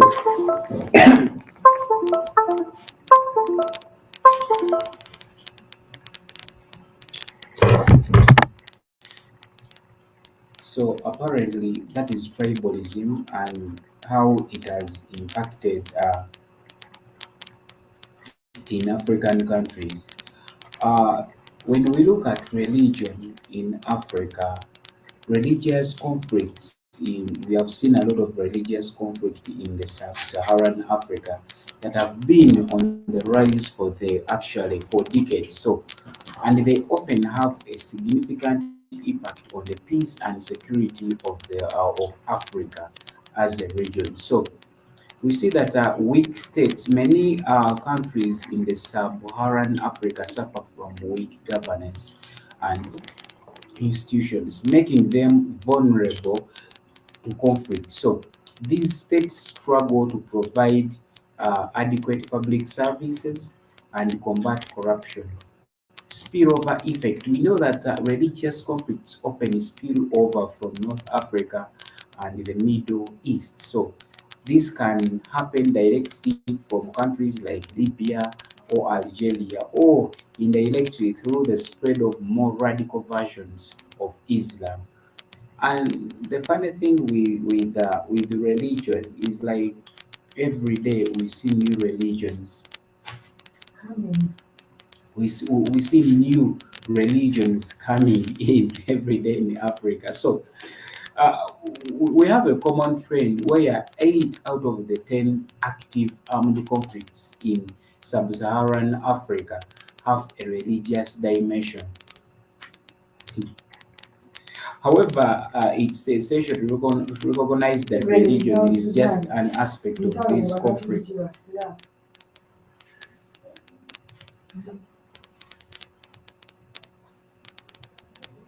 So, the interreligious conflicts, we see that these occur when conflict parties differ in their religious affiliation. Christians versus Christians, sorry, versus Muslims. So heterogeneous societies are more susceptible to such conflicts. So theological conflicts, we see that these focus on religious ideas rather than on interreligious differences. So, for instance, majority Muslim societies may experience theological conflicts related to the role of religion in the state. Examples: we see that Somalia, despite of being religiously homogeneous, Somalia faces instability due to other factors like ethnicity that we have talked about. Nigeria, Boko Haram, an Islamist group, attacks both Muslims and Christians. The conflict is not pure religious, but also tried political and social issues. So North Africa and Middle East influence active radical groups like Al Qaeda in Islamic Maghreb and offshoots of the Islamic State aim to create branches in other countries. Their ideologies gain traction when states fail to provide essential services and combat corruption. We see that religious conflicts in sub-Saharan Africa are multifaceted, influenced by weak governance, spillover effects, and the interplay of the religion with other factors. Addressing these challenges actually requires attention from policymakers at both national and international levels.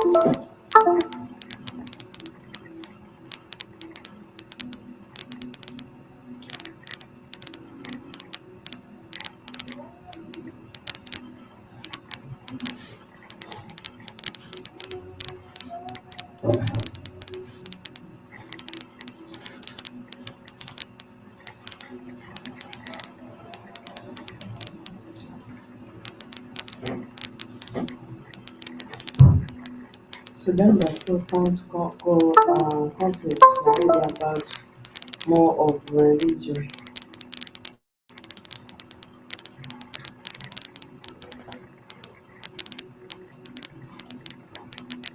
Central African Republic, a landlocked.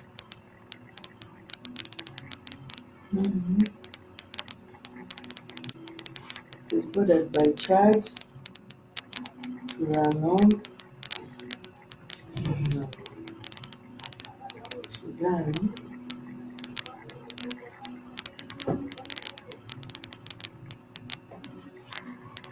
And we have had most of these. It's the tribalism and religious conflicts usually walk hand in hand. You cannot discuss about tribalism and not mentioning the religious aspect of this particular tribes. We know that the Central African Republic has experienced a religious tensions, particularly between Christians and Muslims. Now, this conflict escalated in 2013 when a predominantly Muslim rebel group called the Seleka overthrew the government. In response, anti-Balaka militants or predominantly Christians emerged, of course, leading to a violence, displacement, and human rights abuse. This conflict has a deep historical and social roots with religious identity playing a central role. Now we have of course, Balaka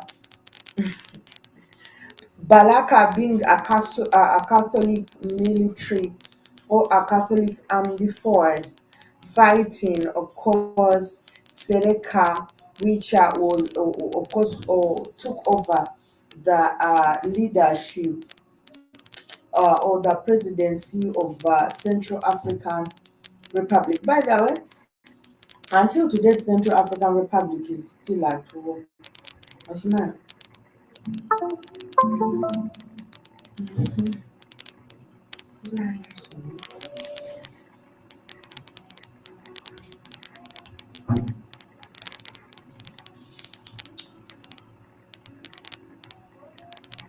So when we still look at the religious part, then we shouldn't forget Boko Haram insurgents. So this is apparently a group that is known by everyone in and outside Africa.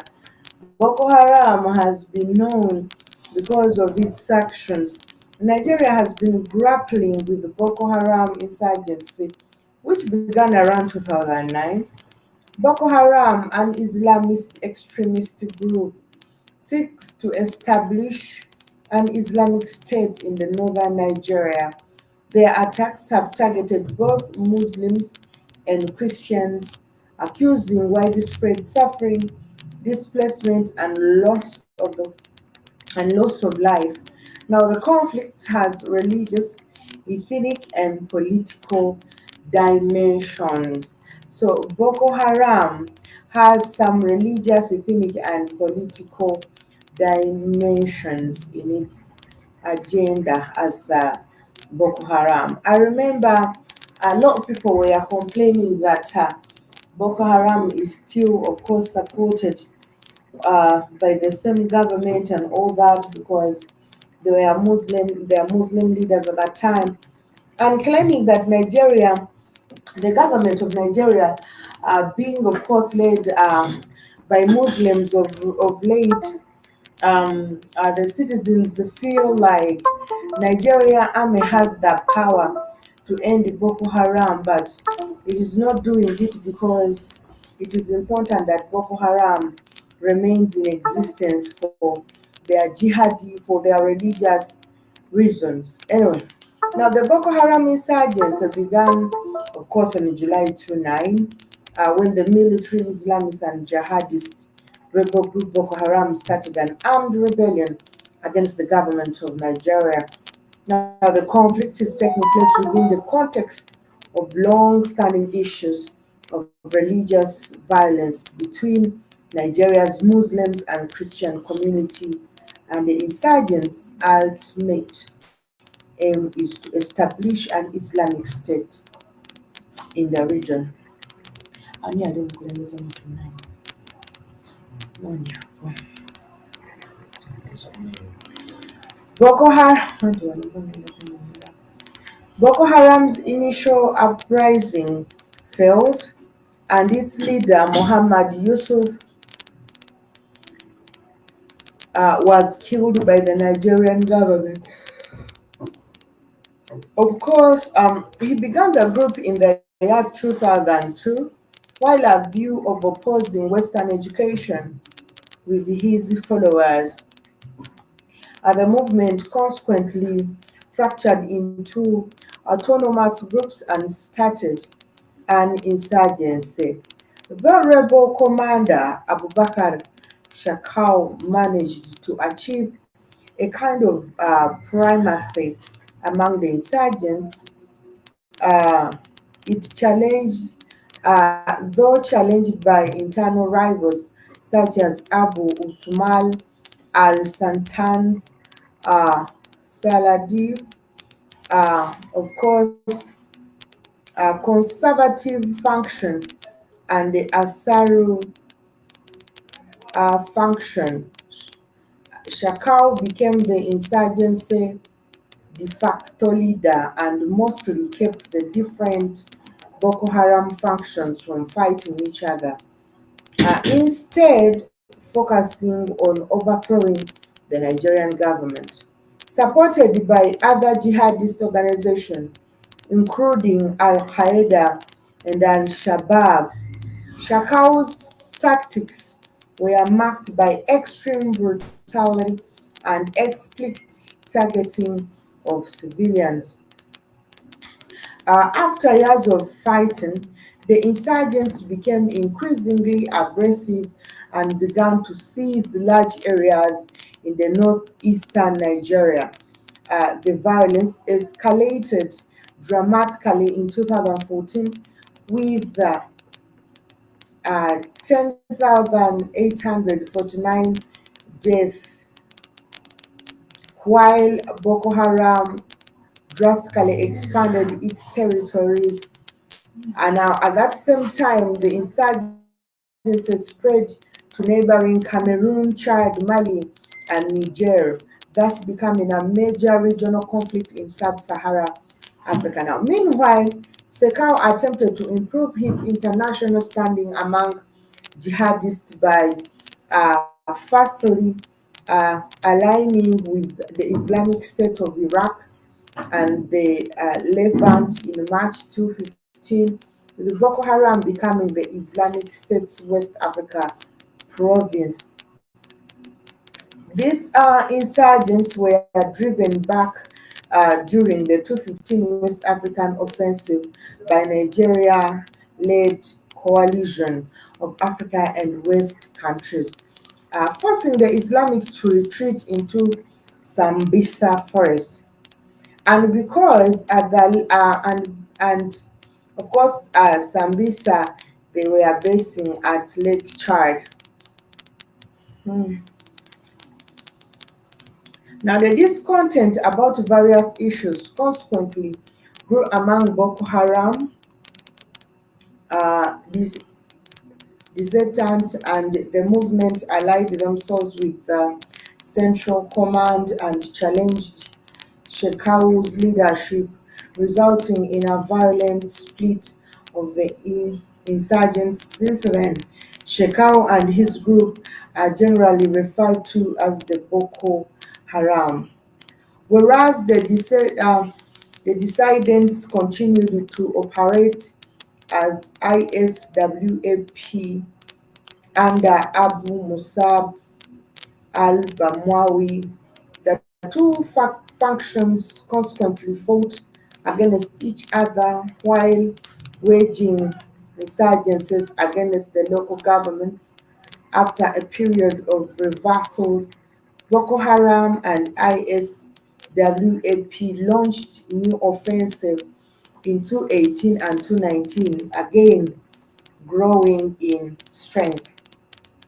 When Boko Haram's insurgency was at its peak in the mid 2010s, it was the world's deadliest terrorist organization in terms of the number of people it killed. In a bid to ensure dialogue between government and the deadly sect, the President Jonathan administration set up a committee to grant an amnesty to Boko Haram. Some details of the amnesty include granting of pardons to Boko Haram fighters and also listening to different ethnic groups under the set with the bid to ending violence. Now, the amnesty was rejected by the sect in an audio broadcast that was sent by the leader on the grounds that they are fighting to create an Islamic State in Nigerians predominantly Muslim north, and that is the government that is committing atrocities against Muslims. At that time, around May, that was in 2011, ISWAP attacked and overran Boko Haram militants in the Sambisa forest, and the leader of Boko Haram, Shekau, was killed during the fighting, reportedly using a suicide vest. On August, Abu Musab al-Bamawi, the leading commander of ISWAP, was killed. After Shakub's death, masses of Boko Haram militants surrendered while others defeated uh, ISWAP. Now, according to the Nigerian Defense Forces, in 2022, a total of 51,114 rebels and families, um, consisting of 11,398 men, 15,381 women, and 24,335 children have surrendered. And of course, this number has risen to over 100,000, that is in 2023. A commander of the Joint Task Force expressed optimism that the Boko Haram crisis would end very soon, while advising the troops not to rest or give the terrorists a chance to, of course, recuperate, reorganize, and start carrying out attacks, saying we are almost this, so let's maintain the momentum. We know that by the Boko Haram means book is a book. Haram is something that is a sin or something that is not accepted within the Muslim culture. This Boko Haram is up against the European kind of way, the Bazungu's education system, and the way that the Bazungus are actually training the African people. And that's why it means Boko Haram. But of course,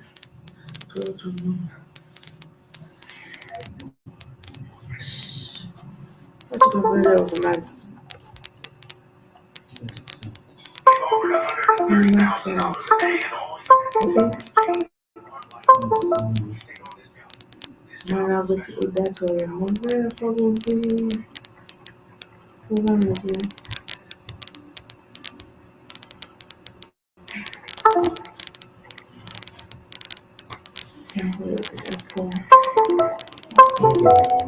Mbe mazi chikuni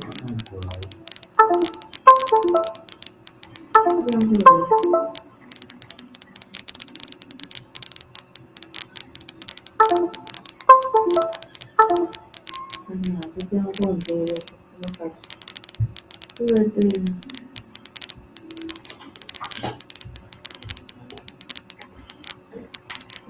wagazachi wagazachi buli kimu kina mu TikTok WhatsApp Facebook.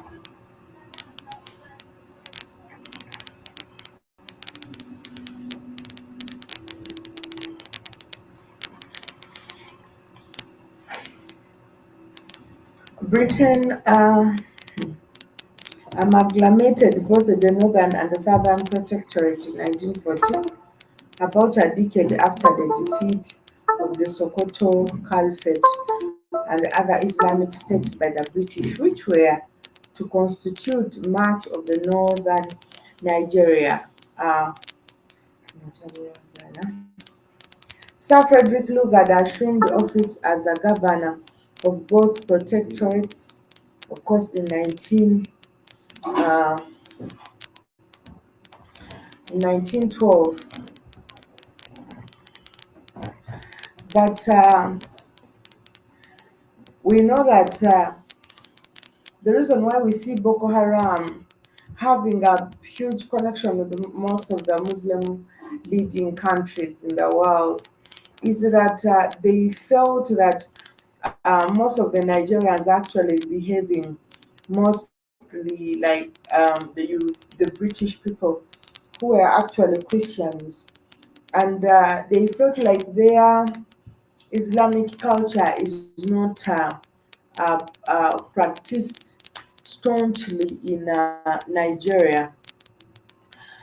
They used by the north in the northern part of Nigeria. They don't. It was very hard to find a girl going to school. There were early marriages of girls within the Muslim, tribes and all that. Mm. So I think somehow Boko Haram also wanted to introduce the leadership of Muslims in the country at that time. And remember, at that time, Jonathan was, of course, the leader at that time, which was a big challenge to the Muslims. Now we see a lot of Muslim presidents in Nigeria, and unfortunately, this has not ended. The conflicts keep on, of course, increasing day after day. We have seen a lot of reports of priests, sisters, children in seminary schools in Nigeria being kidnapped, murdered, and killed by these very Boko Haram groups, which usually, though they target Muslims, but the biggest percentage they target Christians. Oh, I'm sorry. Religious conflict in Nigeria dates as far back as 1953, and in the case of the town of Tafawa Balewa to 1948, the Igbo massacre of 1966 in the north that followed the counter coup of the same year had as a dual cause, of course, the Igbo officers' coup and the pre-existing or sectarian tensions between the Igbos and the local Muslims. This was a major factor in the Biafran's succession and the resulting civil war. In the late 1970s and early 1980s, there was a major Islamic uprising led by Maitasin, Muhammad Marwa, and his followers Yan Tatsin. That led to several thousand deaths after Maitatsin's death in 1980. The movement continued some 5 years more. Now, in the same decade, um, the elsewhere military ruler of Nigeria, General Ibrahim Babangida, enrolled Nigeria in the organization of the Islamic Conference. Now, this was a move which aggravated religious tensions in the country, particularly among the Christian community. In response, some in the Muslim community pointed out that uh, certain other African member states have smaller proportions of Muslims, as well as Nigeria's diplomatic relations with the Holy See.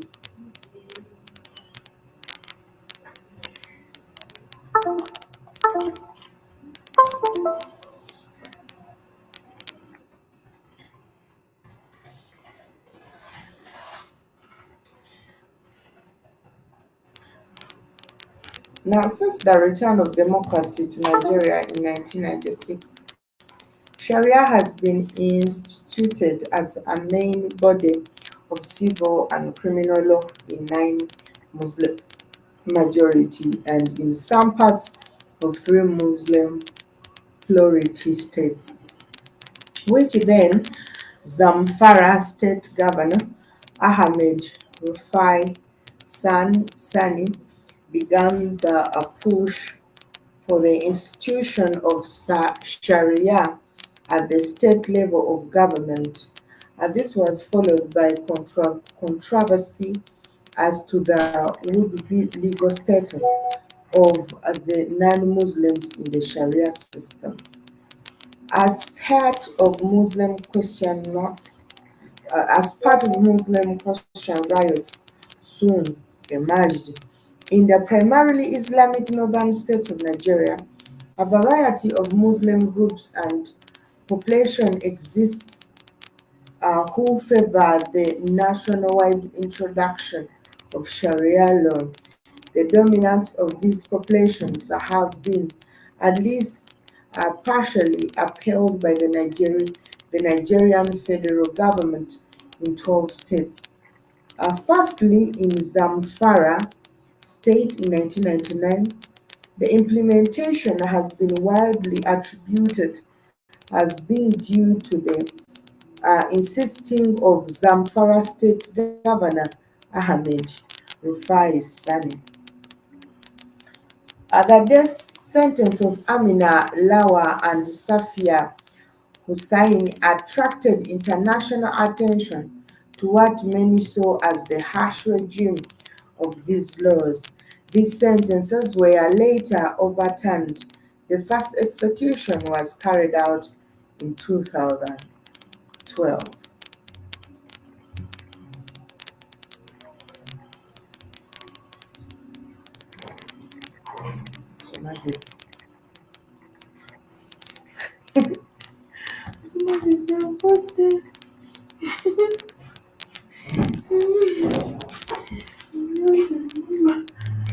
So, when you see the Sudan Darfur conflict, we can trace its origin as a religious conflict. So, the Darfur conflict in Sudan has involved ethnic and religious tensions.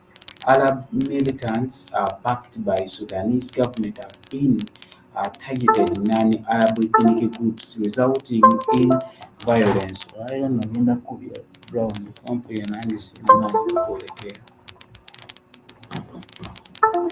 the Darfur conflict in Sudan has involved ethnic and religious tensions. So, Arab militants backed by the Sudanese government have targeted non-Arab ethnic groups, resulting in violence, displacement, and humanitarian crisis. While the conflict is not like solely religious, But we see that the people that are affected, these religious people, like Muslims and non-Muslims, we see that they are the most affected people in this conflict. The Sudan Darfur conflict, we see that the war in Darfur, also nicknamed that as the Land Cruise War, was a major armed conflict in the Darfur region of Sudan that began in February 2003 when Sudan Liberation Movement and the Justice of Equality Movement rebel groups began fighting against the government of Sudan, which they accused of oppressing Darfur's non-Arab population or Muslims. So the government responded to attacks by carrying out campaigns of ethnic cleansing against Darfur's non-Arabs. This resulted in death of hundreds of thousands of civilians and indictment of Sudanese President Omar al-Bashir for genocide, war crimes, and crimes against humanity by the International Criminal Court. One side of the conflict is mainly composed of the Sudanese military police and the Janjaweed, a Sudanese militant group whose members are mostly recruited among the Arabized indigenous Africans and a small number of Udin of the northern Sudan. The majority of the Arab groups in Darfur remained unrevolved. So the other side is made up of the rebel groups, notably the SLA and the GEM.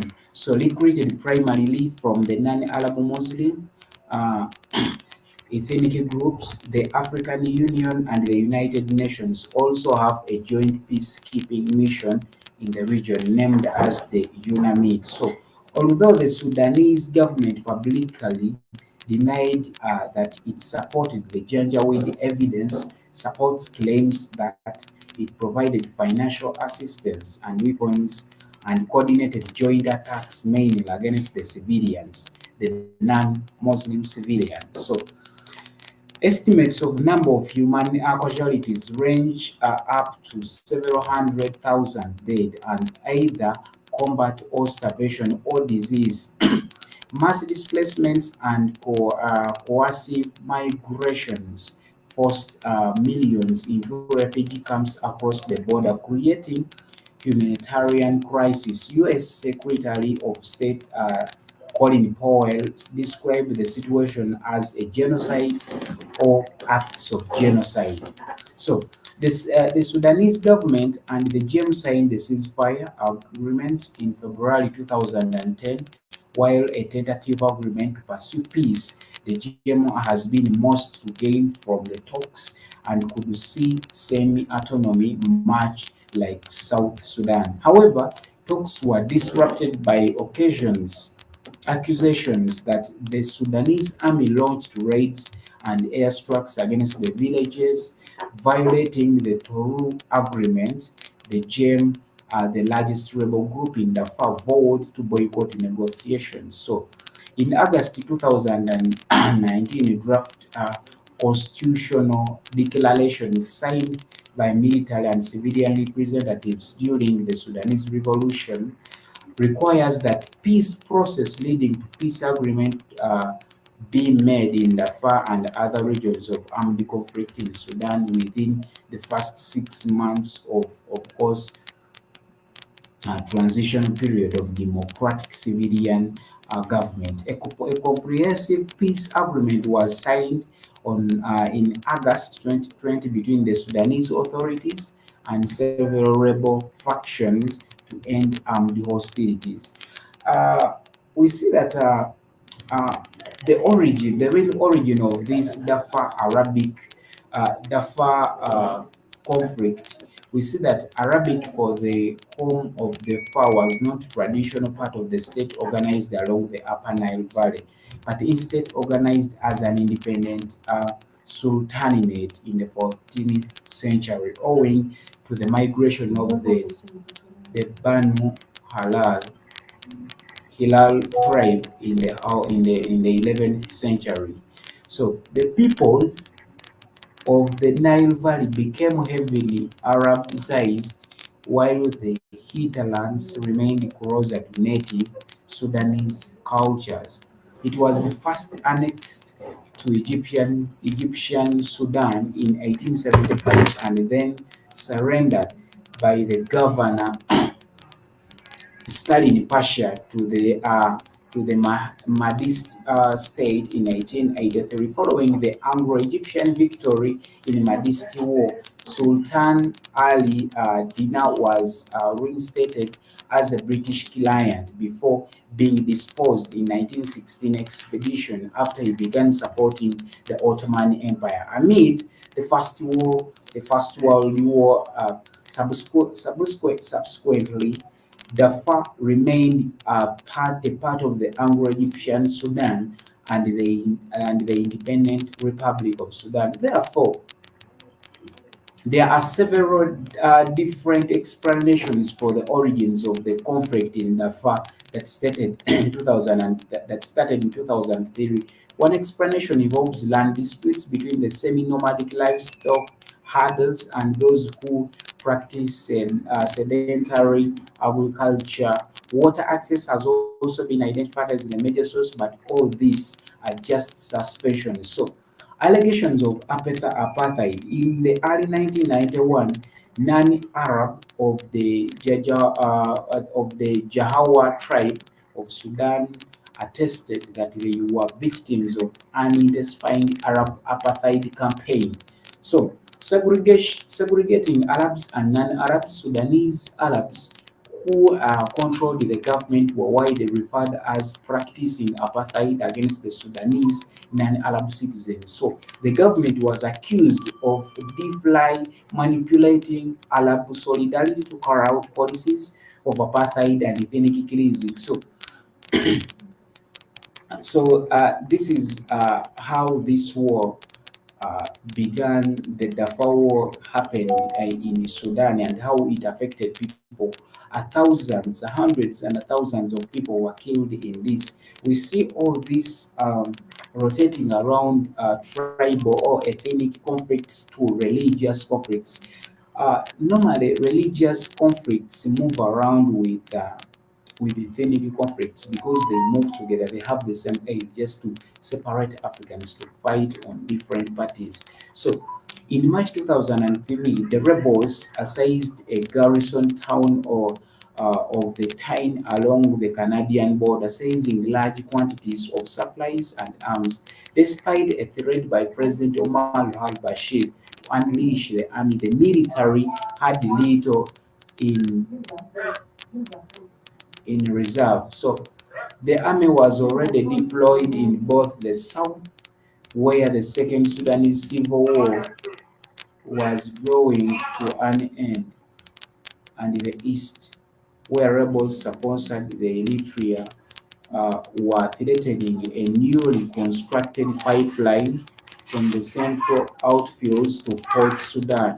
The rebel guerrilla tactic of hit and run raids proved almost impossible for the army. So, untrained in desert operations to counter. However, the aerial bombardment of the rebel positions on the mountain was devastating. So, this is how this war started in Sudan, but all in vain. It is based on of course tribal. It is a tribal based war. They are a religious based war. Like we also know that Mali, the Tuareg rebellion and the Just insurgents, Mali faced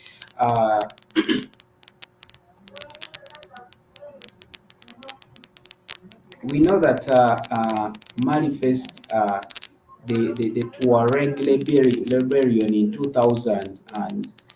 um, in 2012, followed by the Jihadist insurgents, Islamist groups like Unasadine and Al Qaeda in Islamic Maghreb exploited the instability.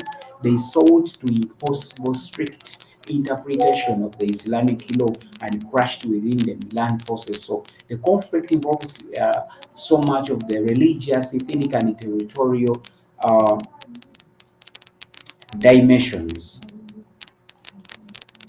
So this Mali Tauleg war, uh, this is uh,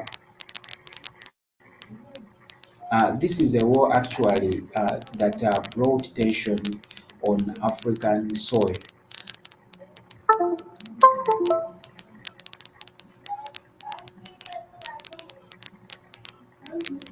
So this first Tuareg rebellion was, of course, in 1962 to 1964, shortly after Mali gained independence from France in 1960. So an insurgency erupted in what is now North Mali. The rebellion, also known as the Afragela, was led by the Tuareg population is seeking greater autonomy and recognition. So the conflict highlighted the long-standing grievances related to land rights, cultural identity, and economic disparities. So, despite of the initial efforts to address these issues, the rebellion was eventually suppressed by the Malian government. So, in 2012, we had another insurgency, the Tuareg rebellion, and the Islamist insurgency, which was so much based on religious stuff. It was a religious-based insurgence. In 2012, we see that a resurgence of the Tuareg rebellion occurred. This time, it was accompanied by active involvement of the Jihadist groups. So, three prominent Islamist militant groups emerged during this period. The Al Qaeda and of course the movement of the oneness and jihad in the West Africa. So these groups exploited the instability, caused the rebellion, advanced their own agendas, leading to a complex and intertwined conflict. Peace deal on ongoing insurgency. In 2015, the Malian government signed an Algiers peace agreement with the Tuareg groups, including the coordination of the Azawad movement. However, Jihadist attacks persisted in Mali, so the ongoing insurgents became a major factor in 2020 military coup, during which the military seized power, accusing um, the civilian government of failing to address security concerns. So the military sought to end militant attacks by bringing Russian Wagner Group mercenaries and asking France to withdraw it for its forces. So we know that the recent escalation in 2023 violence in Mali escalated further. Tuareg rebels renewed hostilities after the collapse of the 2015 peace deal. Simultaneously, Islamist militant groups intensified their attacks despite the presence of the Russian missionaries. So, mercenaries, sorry. Civilians have borne the brunt of this violence, with a 38% increase in attack targeting civilians in Mali this year alone. But all this is behind religious and ethnic. It has a religious and ethnic background. There is also a war in Somalia, the Al Shabaab insurgents. All these wars are based on Islamic concept, on religious concept. They are religious wars. So in the Somali insurgents, we know that um, we know that uh,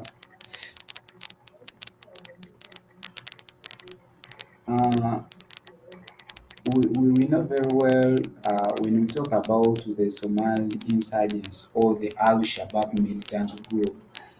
Uh, uh, it is a Sunni Islamist military and political organization based in Somalia and active and active elsewhere in East Africa.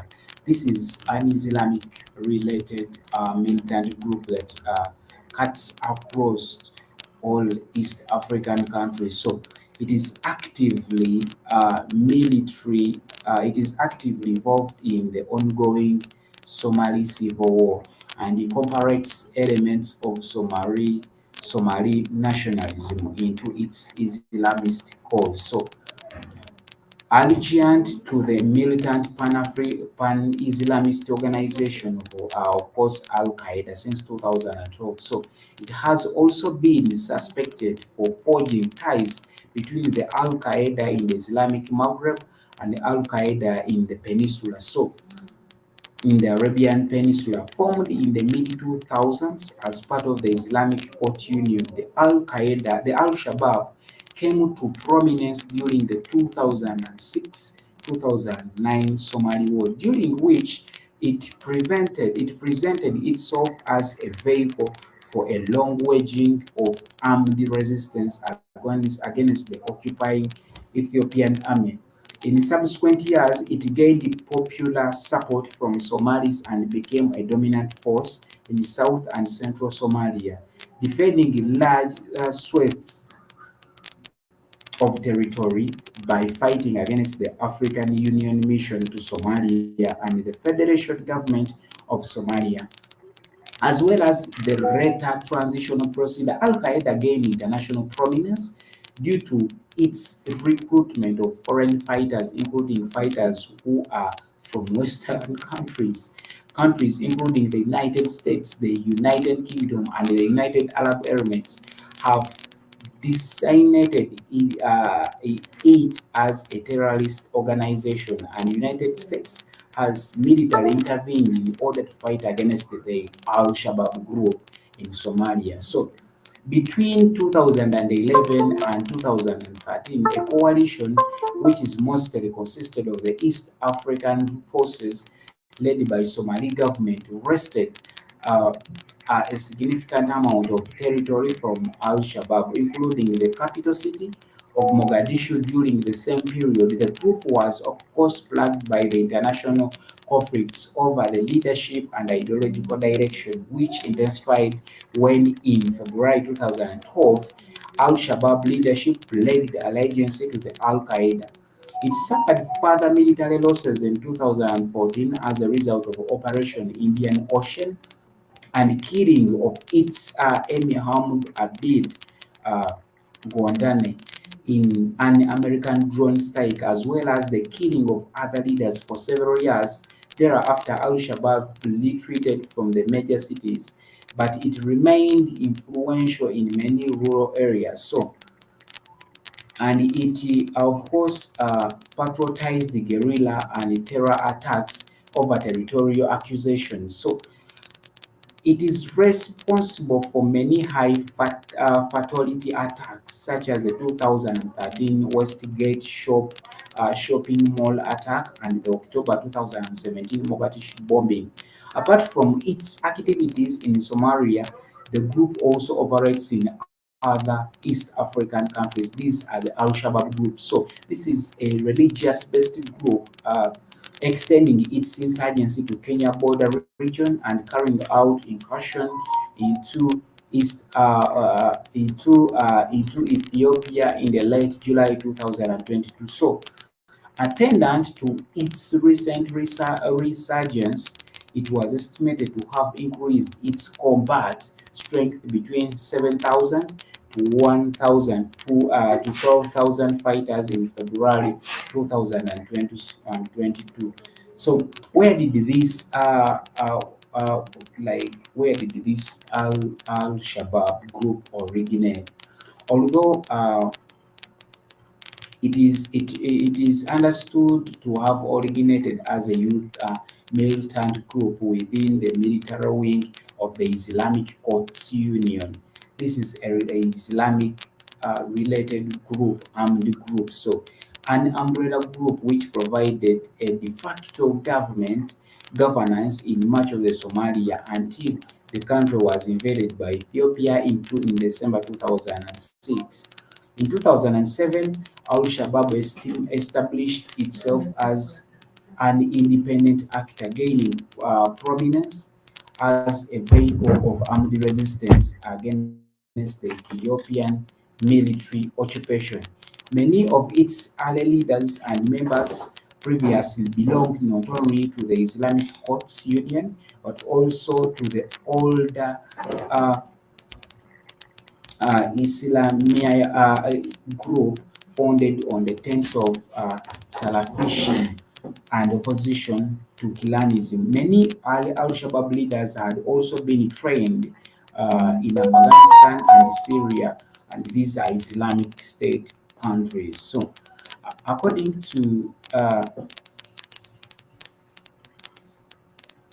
we know that like where did like why is it that this Islamic group it does foreign recruitments? We know that Al Shabaab is not worthy in the region for the extensive recruitment of foreign fighters.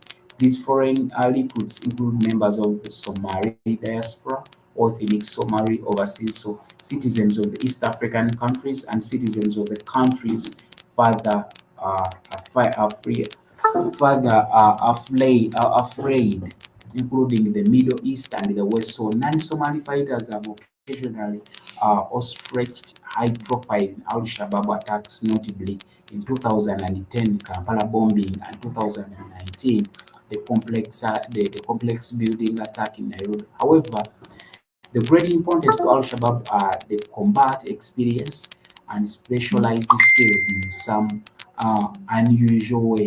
Like they do things in a different way, but this is a religious a best group in Somalia. There are also other kinds of uh, other other religious based wars we have seen in Africa. However, they have been taken for granted, but they have occurred.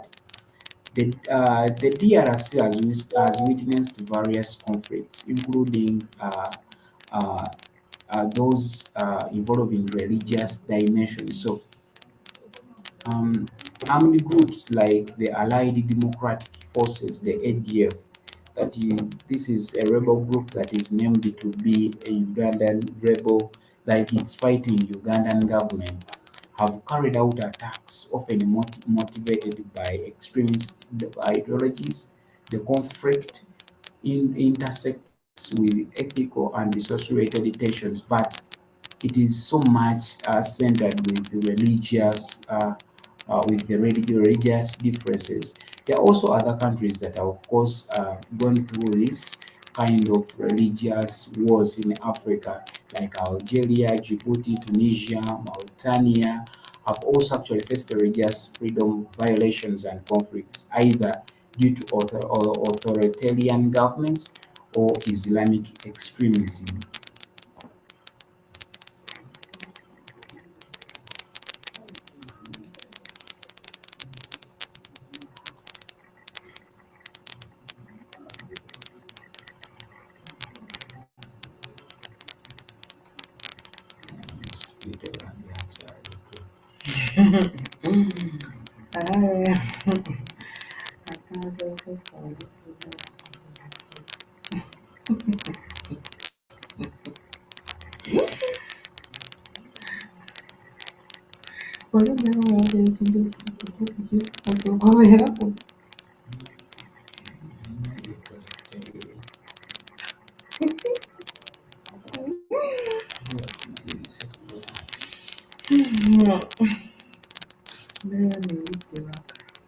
Ah, wajua tengo relationships. Yeah, tewali koze bibi.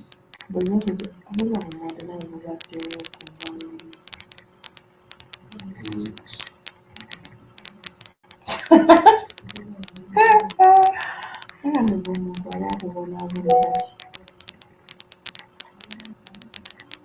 warikoze ebintu ebiri mu lulimi warikozeeko kino ekyamayi togera kukola enkola emadde zange kukkirira ekyo yogera kubeera waaki yogera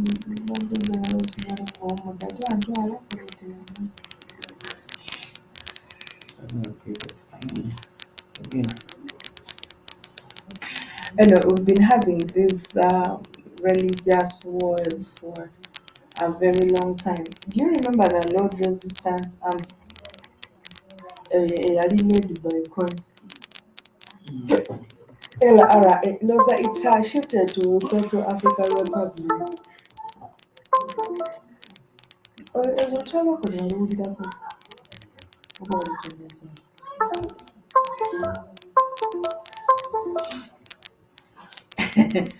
That I was told it was people start having these uh, rebellions or these kind of things in a very simple way.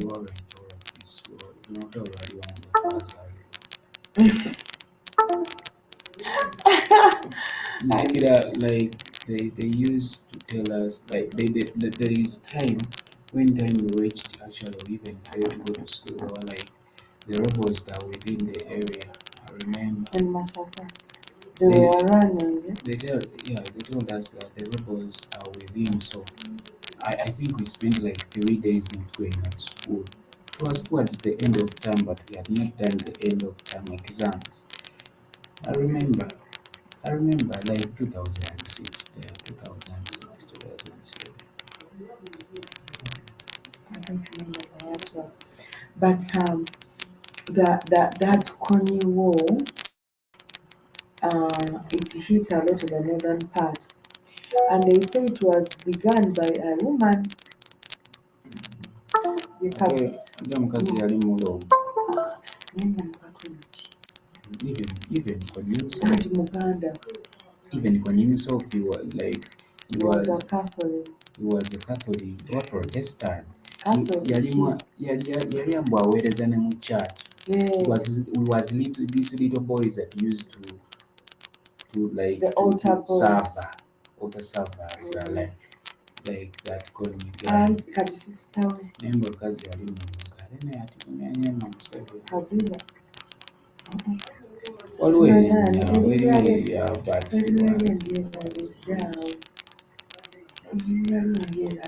it's a very weird name. Naye that lady, she's the sister, I think it's a sister or an aunt, our relative wa Kony. Yatandika Lord Resistance Army nga basingira ku ddiini on religion. And it kept on expanding because these people were seeing how religion was hostile. So yeah, they could come and kill people who refused to convert. That's how stupid it started. I watched some of Kony's. Watched he was Betty Bigombe. Yeah, she's the woman. Oh, your Betty Bigombe is different. The other woman has another name. Betty Bigombe was just a politician who had name. The one who befriended not Betty Bigombe. No, she's not the one. Twali But there are videos founder. I watched of Kony. Kuteeka ko founder wa LRA.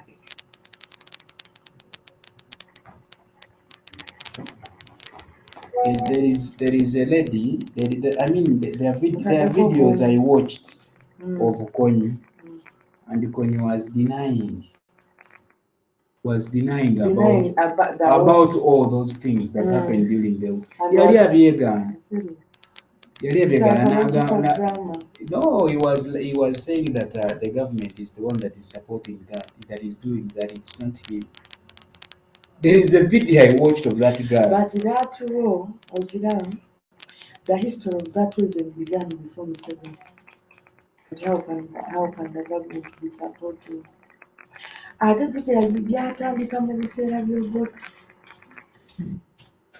The Langese and the Acholis, they had issues. Yes, of course. These ones even don't know. It was a woman, Louise, a boy. Mhm. But it was called her. Nayenkubira maama wange.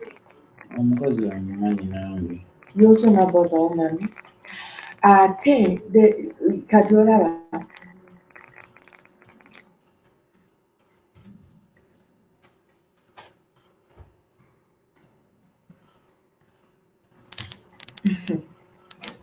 I don't want to put that woman there.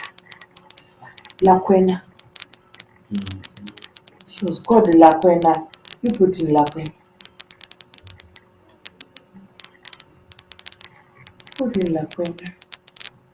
Put that name. It is an actually name, I think. Both Oyela, Ligombe. Put in Lakwena.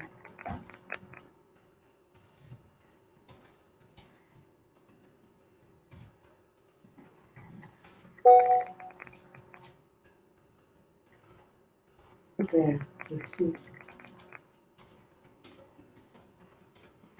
Why Alice Lakwena? You have a value.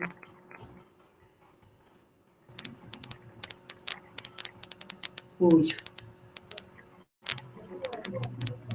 who, as spirit medium, who as the head of the Holy Spirit movement, led a millennium rebellion against the Ugandan government forces of President Yoweri Museveni. She was called Lakwe Auma Linyalia Bao.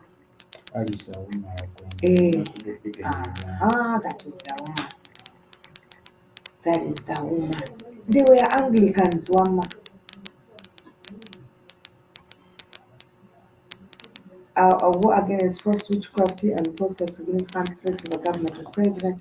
Their uprising came close to overthrowing the government between 1986 and 1988. However, government forces out Uniform defeated the HSM. Auma fled to refugee camp in Kenya, where she remained until her death in 2007. Lakwena, a remarkable figure in Uganda history, emerged as a rebel leader during a tumultuous period. Uh, of course, born in 1956 to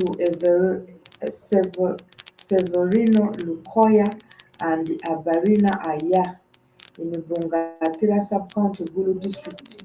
Alice Auma was initially raised as an Anglican but later converted to Catholicism. Despite having only completed primary 7, she led an ordinary life, including marriages that ended in divorce. Auma worked as a fishmonger and fur trader in Opit railway station in southern Gulu. I know that place. Spiritually, in January 1985, Auma underwent a profound transformation. She claimed to be possessed by a spirit and was unable to speak or hear. After disappearing for nearly 2 months, she returned with a strange message. According to her, a spirit named Lakwena, which means messenger in Luo, had guided her during her absence. She spent 40 days at Wangjok, a place near Mauritanian Falls National Park, where she received instructions as a spirit medium with a traditional religious role. Auma conversed with animals at Wangjok, asking them about the ongoing Luero bush.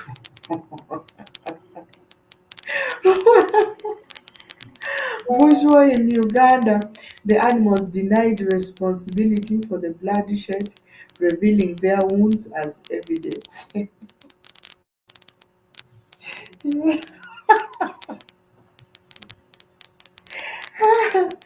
And undeterred by her lack of military background or formal education, Auma founded the Holy Spirit movement or Holy Spirit Mobile Force. And of course, the Holy Spirit Mobile Force rapidly expanded, covering a wide area within a year. Auma's followers believed in magic potions that would protect them in a battle. The HASM waged war against the forces of witchcraft and posed a significant threat to the government of President Yoweri Museveni. The uprising came close to overthrowing the government between 1986 and 1988. Ono ate yaliko akakwate ekkonyi, yamuliko akakwate oba yali kazini we oba ki, naye ng'ali mu relations. Era those are these very people who are working with that woman are the ones that could even recruited back. This war kati Bagamambi, it was war that was of course he was asking about the Luwero Triangle stuff. When you look at Museveni, of course, the president of Uganda coming into power, most of the places that were so highly affected, zari places around agenda nnyo mu north Segede, because at that time in the north they had Bainao, Tito Kelo, all those people, big people were in the government. That again, this very guy was fighting. Once again, so most people in the north, by the way, they were in a very huge disagreement with the current president coming into power. By the way, it is after fighting Lakwena and Kagame naye yaliyo mu lutalo lwake. Then after that, what is bano bafeni bagenda e Rwanda. Kati Lakwena ye ekisooka, it was more of tribalism. It was more of tribalism. Remember Obote, he was a Lami. Segera.